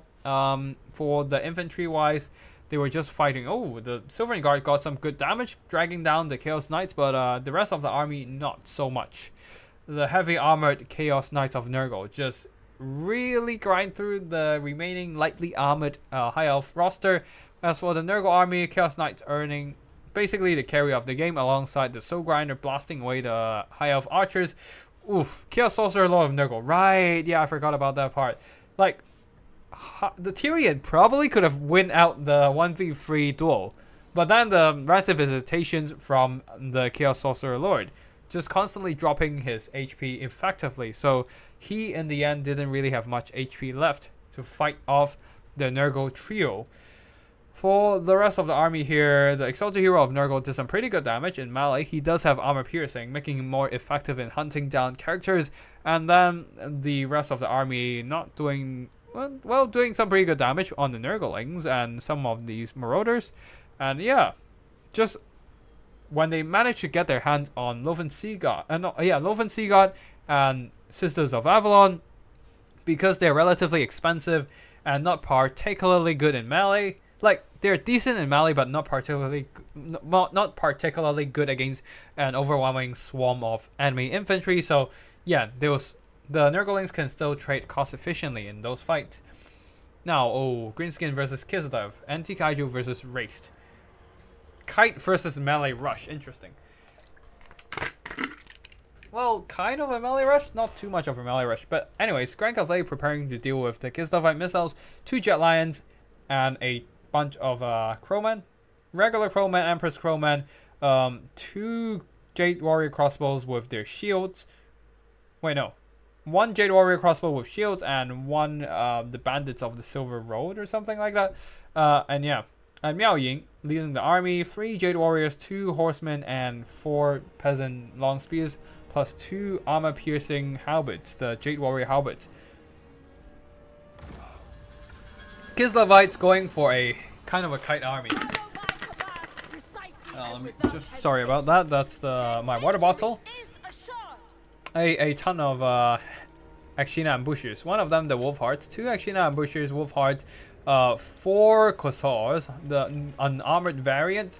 So they should be able to just kite away, especially when the Kislevites are not facing too much artillery on the Cathay side this time. So yeah, kiting is fine for them. Kislavite Dervishes, 2 things in the woods, 3, 4 things in the woods, plus the Mordheim Beowulfs. Actually a really good pick here, considering Miao Ying does have the healing Earthblood. And the Beowulfs, yeah, can easily shut down that healing with their tainted contact effect. Other than that, yeah, that's it for the army build. Actually, let me just pause the game for a bit, just making sure chat is going on fine. Yeah, cool. Okay, cool. It's just anime chat. Okay, cool. Old Omen's talking about anime. It's fine. Anyways, Wolf Hearts getting hit by Missile Mirage very wisely decided to shut up, walk back. Another Missile Mirage on the Akshina ambushes. This might be a bit premature. Because those Jade... Oh, okay. Anti-Kaiju making a mistake here. Jade Warriors with Halberds should not be walking in front. They do not have missile block chance. And against the Akshina ambushers, they are just going to take a ton of armor-piercing damage. Peasant Long Spears trying to charge down the Akshina ambushers. But there is an interception from the Kosovo Dervishes. And now, yeah, these Peasant Horses are getting hit hard by all the Overwatch fire. Same goes for the Peasant Long Spears. And... oh no, that point-blank shot from the Wolf Hearts are really wrecking that one unit of Peasant Horses. And now... the Akshina ambushers are just able to casually retreat as the things in the woods are here to screen out all these Cathay units. Now the Emperor's Crowmen are moving in, trying to position for a grenade drop, and indeed they did drop the grenades, nuking one unit of Akshina ambushers down to half health, the other taking away roughly 1/3 of their health. On the other side, the infantry are trying to push, but the Kislevites are just kiting. And at this point, I do think that the Kislevites has a bit better of a trade. Because all the attempts of Cathay trying to push their Akshina ambushers are beaten back by the things in the woods and dervishes.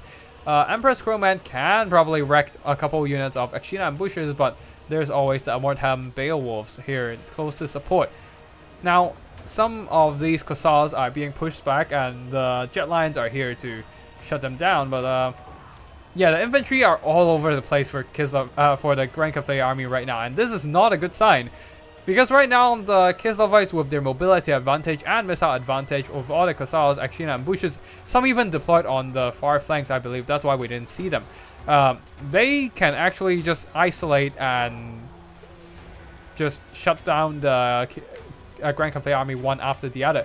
As you can see here, it is exactly what's happening right now. A couple unit of Kossars focusing one pocket.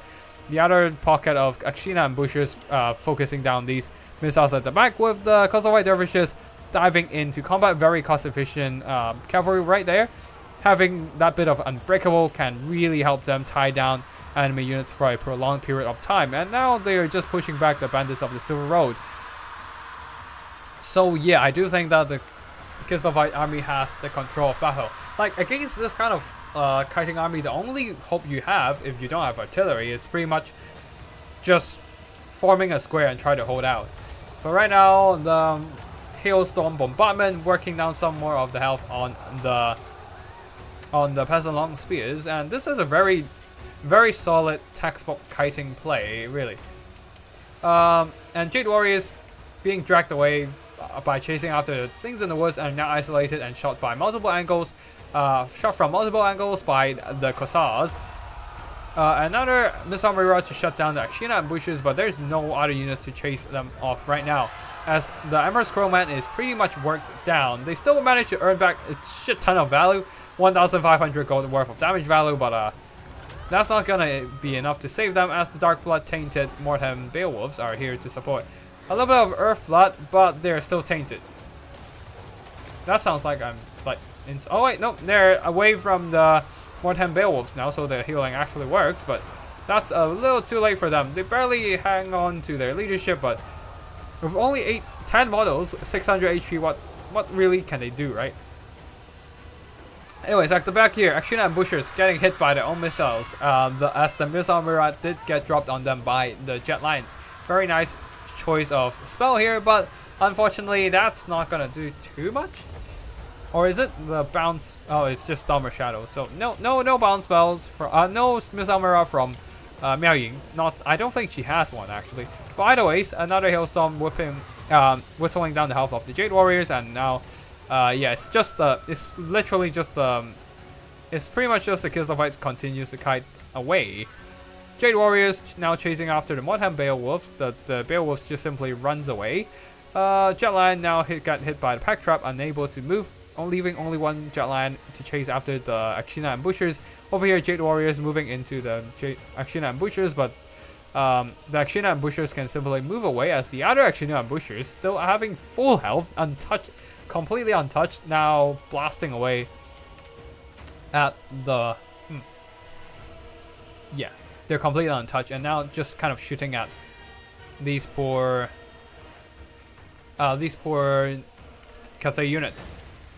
Now it's literally just a kite game as Cathay desperately tries to go after the Akshina ambushers, but then there's always a unit of Kislevites to just jump in and stop them from pursuing. Miao Ying has transformed into a dragon form, trying to go after the caster, but it might just be too little too late right now.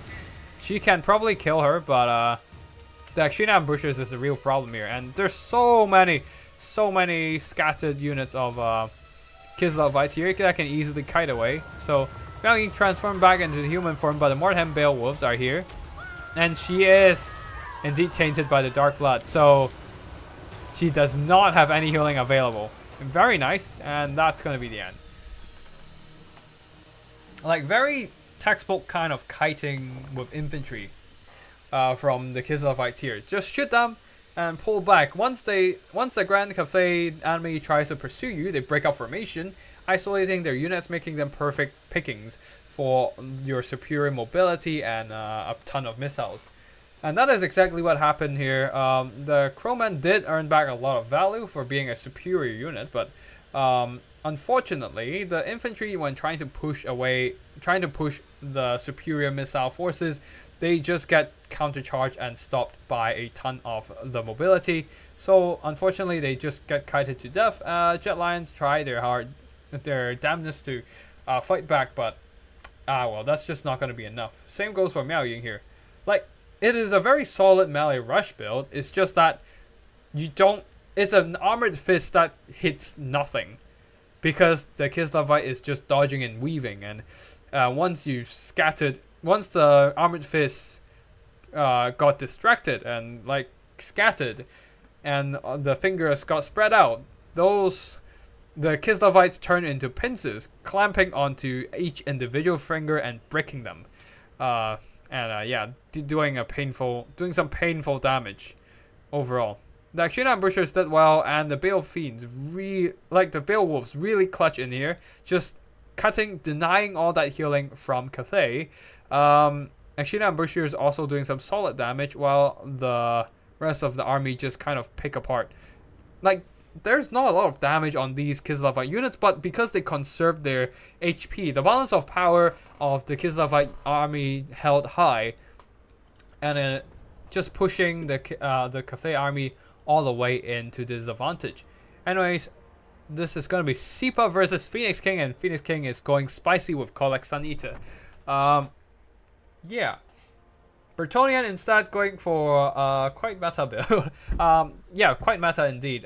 We have Hippogriff Knights, and then two more ground cavalry, one of them the Grail Knight and the other Defenders of Fleur-de-Lys, leading the army Albrecht de Bordelou with his anti-lodge aura for sure, and a Damsel of Life. 5 peasant archers, 3 with fire arrows, 2 with poxes, and 2 Grail Reliquae, 3 peasant spears, peasant men-at-arms with spears, 2 more men-at-arms with sword and no shields, and 3 more peasant mobs in the front line. On the other side, for the Kolak game, we have 2 Marauder horsemen with throwing axes, actually 4 of them in fact, trying to kite away the Bretonnian heavy cavalry, front line of Marauders, and back line of 3 Chaos Warriors with halberds, 2 more Chaos Knights. And that's it for the army builds. Actually, 1 more Chaos Sorcerer of Metal coming in with Plague of Rust and Searing Doom. Probably trying to use that Plague of Rust to debuff the cavalry armor and then charge in with the... Wait, why do you need Plague of Rust? Oh, okay. Probably charge in with the Chaos Knights, but Plague of Rust When you have so many throwing axes, it's actually not that effective. Because you don't have... Oops, drop something.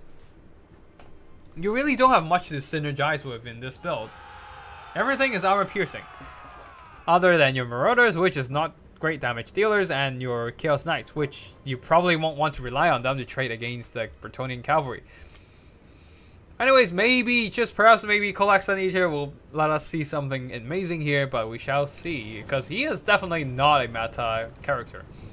Like, he doesn't have healing and is just a bulky beast that gets shot up and focused down pretty easily. But anyways, Marauders are moving in. They will move into combat, and the throwing axes trying to whittle down the Bretonnian units, but then they're just getting counterfired hard by all the peasant archers. So they are gonna take a lot of damage from those. Oh, those throwing axes doing pretty painful damage against the peasant bow, but this is not a solid trade for them. And then the defenders of Fleur de Lis charging straight into their formations.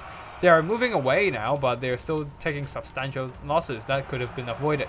Anyways, Marauders moving into the front line, trying to work down the peasants, but then a little bit of the trident going through all these units, doing some pretty neat damage. But the halberd warriors are indeed grinding through the men-at-arms, something discouraging them for some reason. Not sure what is that. Albrecht de Bordelou deactivated something. Ah, yeah, the Wrath of Manan, providing the discourage effect. Not that it's going to be too useful here. I guess it worked on these guys. But yeah, anyways, Plague of Rust on Peasant Mob. Definitely a misclick there. Probably trying to go after the Grail Knights, who are now moving away, or trying to get on top of Albrecht de Bordelou, but definitely a mistake here, as the Peasant Mobs got degraded down to 0 armor. Not that they have much armor to begin with, and definitely a waste of spell, unfortunately, for the Warriors of Chaos army. Balance of power is already in the favor of Bretonnia, as a lot of their mobile assets are taking substantial casualties. As the Warriors of Chaos mobile assets are taking substantial casualties from all the peasant archer fire and unable to shut them down, because Seablood putting on pretty decent pressure with their mobility, the Grail cavalry and whatnot, and pushing away all these Marauder horses who are unable to just work down the peasant bows. Finally, in the front line though, the Warriors and Marauders and the Chaos Knights are able to break through the peasant defenses. Now probably can jump on top of the peasant bows. Kolik needs to jump onto Albrecht de Bordelou, but he is trying to snipe out the Damsel of Life, cutting out the healing for Albrecht, who is gonna receive another healing. But now he's just doing some dumb things like this, just walking alongside the character. Like, the hitbox is still having issues that CA still failed to fix, but hopefully it'll get fixed at some point in the... Yeah, hopefully it'll get fixed some point in a future patch, but yeah, this is pathetic. He's just walking around. He is just walking around. Now it's just like a puppy surrounding his... like, he's just walking, he's just not attacking. Oh, this is so sad. I might make it into like a quick meme video. You know, Kolik is just going on a date with the damsel. Like, he's running around the damsel for like eternity, just not putting in a single hit at all on her. Like, at this point, Kolik might just just move away and just fight something else. Like, Kolik is sad. Kolik can't hit for shit. And now on the other side, Albrecht is actually having a good time beating down the poor metal caster. Now Kolik, is he going in for another charge? And he still fails to put a hit. Yeah. Finally, a hit! A hit! Finally hit on the Damsel of Life! Just, oh, this is so bad. He spent like a whole minute on Damsel and not putting in a single hit on her? Ugh. Ugh. Ultimate tragedy. Ultimate tragedy. But yeah. Like, and at this point, with Kolik so distracted on the Damsel of Life, the Bretonnian army is just working through all the isolated elements of the Chaos army. And now Chaos, all that they have is just a small pocket of troops here, while the peasants and the Grail Knights are still quite intact. They just need a bit of healing and then they are all new. But of course the healing is not coming because the Damsel is finally routed. But then Kolik is back to Back to not hitting it for shit. Like, this is just pathetic, man. This is just pathetic. Anyways, that's enough for the Kolak chasing after Damsel thingy. Outbreak is moving. They're really trying hard to work down the Damsel, but it's not happening. It's not happening for sure. Not anytime soon. Anyways, on the far side, Marauder horses are chasing off the peasant mobs, just making sure that they're never coming back. And now they will be regrouping with the remaining forces. And the Damsel is still just not getting killed. Yeah. Okay, another hit. And maybe this time Damsel will be dead. Nope. Kolak decided to just walk back and fight this pitch battle. We missed out some stuff, but nothing too substantial, I hope. But yeah, Hippogriff Knights diving down with the support of the Peasant Spears, but Peasant Spears might just get broken off by the presence of too many Chaos Warriors, and now they're on top of the Peasant Bows. Though unfortunately, the Chaos Warriors now are surrounded by an overwhelming forces of Grail Cavalry. These guys are definitely getting surrounded by an overwhelming force of armor-piercing Grail Cavalry. All those Hippogriff Knights are really strong presence over here. On the far side here, Defenders of Fleur de Lis, because of that charge acceleration bonus, they actually managed to catch up to the Marauder horses. And the Marauder horses are actually broken off, and the Damsel of Night might just be able to come back before the white line. I am not sure, but either ways, it's all that's left on the Warriors of Chaos side are pretty much these. Warriors of Chaos with halberds and Kolak himself. And, oh wait, another unit of Chaos Knights as well. Their only hope of pinning down the Royal Hippogriff Knights and working them down with Kolak. But Kolak is just pathetic, man. Man, Kolak is just sad. Like, he is not doing much damage. Like, he's missing attacks all the time in this battle. 1,200 gold worth of damage value. He's what, like 2,000 gold more or more? Yeah, this is sad. This is just sad. Now it's time for some fast forwarding again, as Albrecht's really trying hard to work down Albrecht, but this is not happening. Dealt with the Grail Reliquary, but now everything is just jumping on top of the Chaos Knights and terrify them away. And that leaves Kolak alone against all these Bretonnian units, surrounded by anti-lodge and armor-piercing units. Ooh, especially the anti-lodge bonus from Albrecht's Braid of Bordeloo, I think. Yep. Braid of Bordeloo providing all the anti-lodge bonus. And Kolak will be surrounded and die a pathetic... get defeated pathetically. So yeah, GG.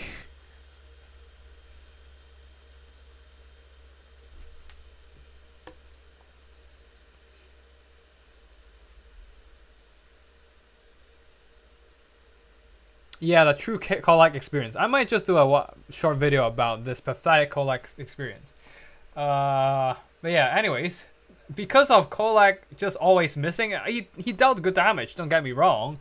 But because he spent so much time missing in the early game and not killing the Damsel, he was also not supporting the fights on the other side of the battlefield, and that means that these Grail Knights and these Grail Cavalry can do whatever they want, isolating and picking off those Warriors of Chaos Marauders and whatnot. Even the Defenders of Bordeloo, Defenders of Fleur de Lis got some very solid damage value. Basically, yeah, 300 gold more than they're worth, and then the rest of the army got pushed hard, so not too much damage on the peasants, but still, like, man, that's just sad that's just sad. Kolak is just having a sad time for sure. The rest of the Chaos Army, one of the halberds did a lot of damage, the other two not so much. One of them got back their value, the other just got back around, like, what, half? The Chaos Knights did some good work, I would say. They tried their damnness, but unfortunately, Kolak was just not where he needed.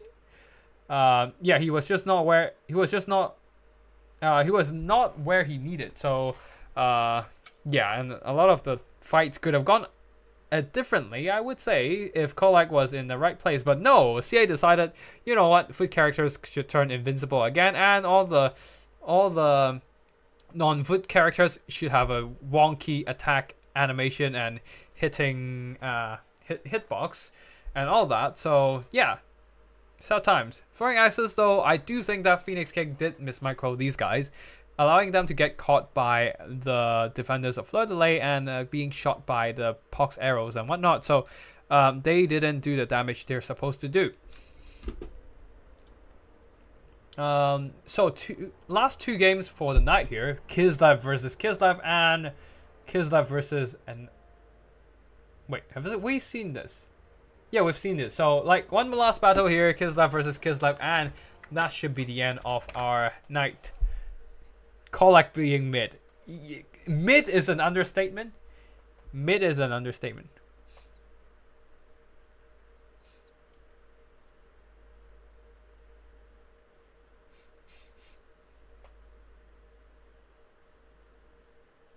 How would Jade crossbows and peasant archers fare against Kislev kiters?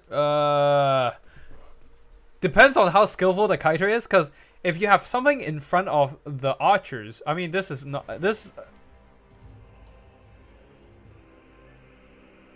Wait, how is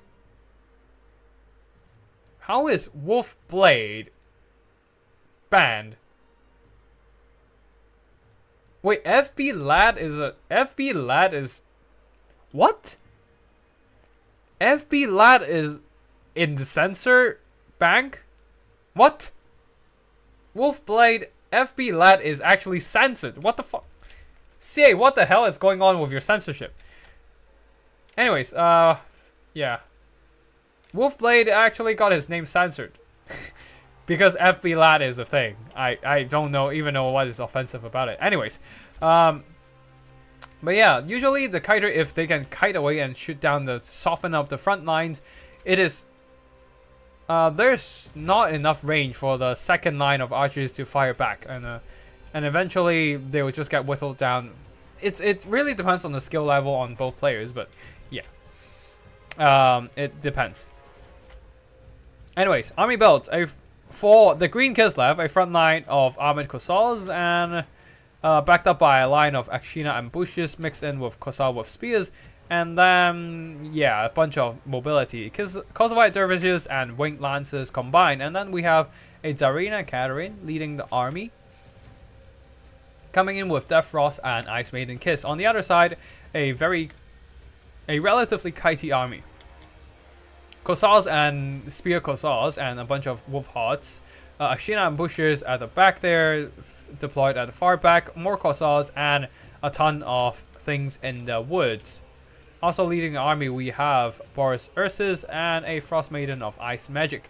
Just a wider army and cheaper front line for the red Kislevites. Also a single unit of Kossovite dervishes at the back. And yeah, that's it for the army builds. Now let's get the battle started. The red army definitely needs to start kiting. Like their strength is definitely just a light to infantry, but it seems that the Ice Maiden Kiss is doing some good damage against the Kossars.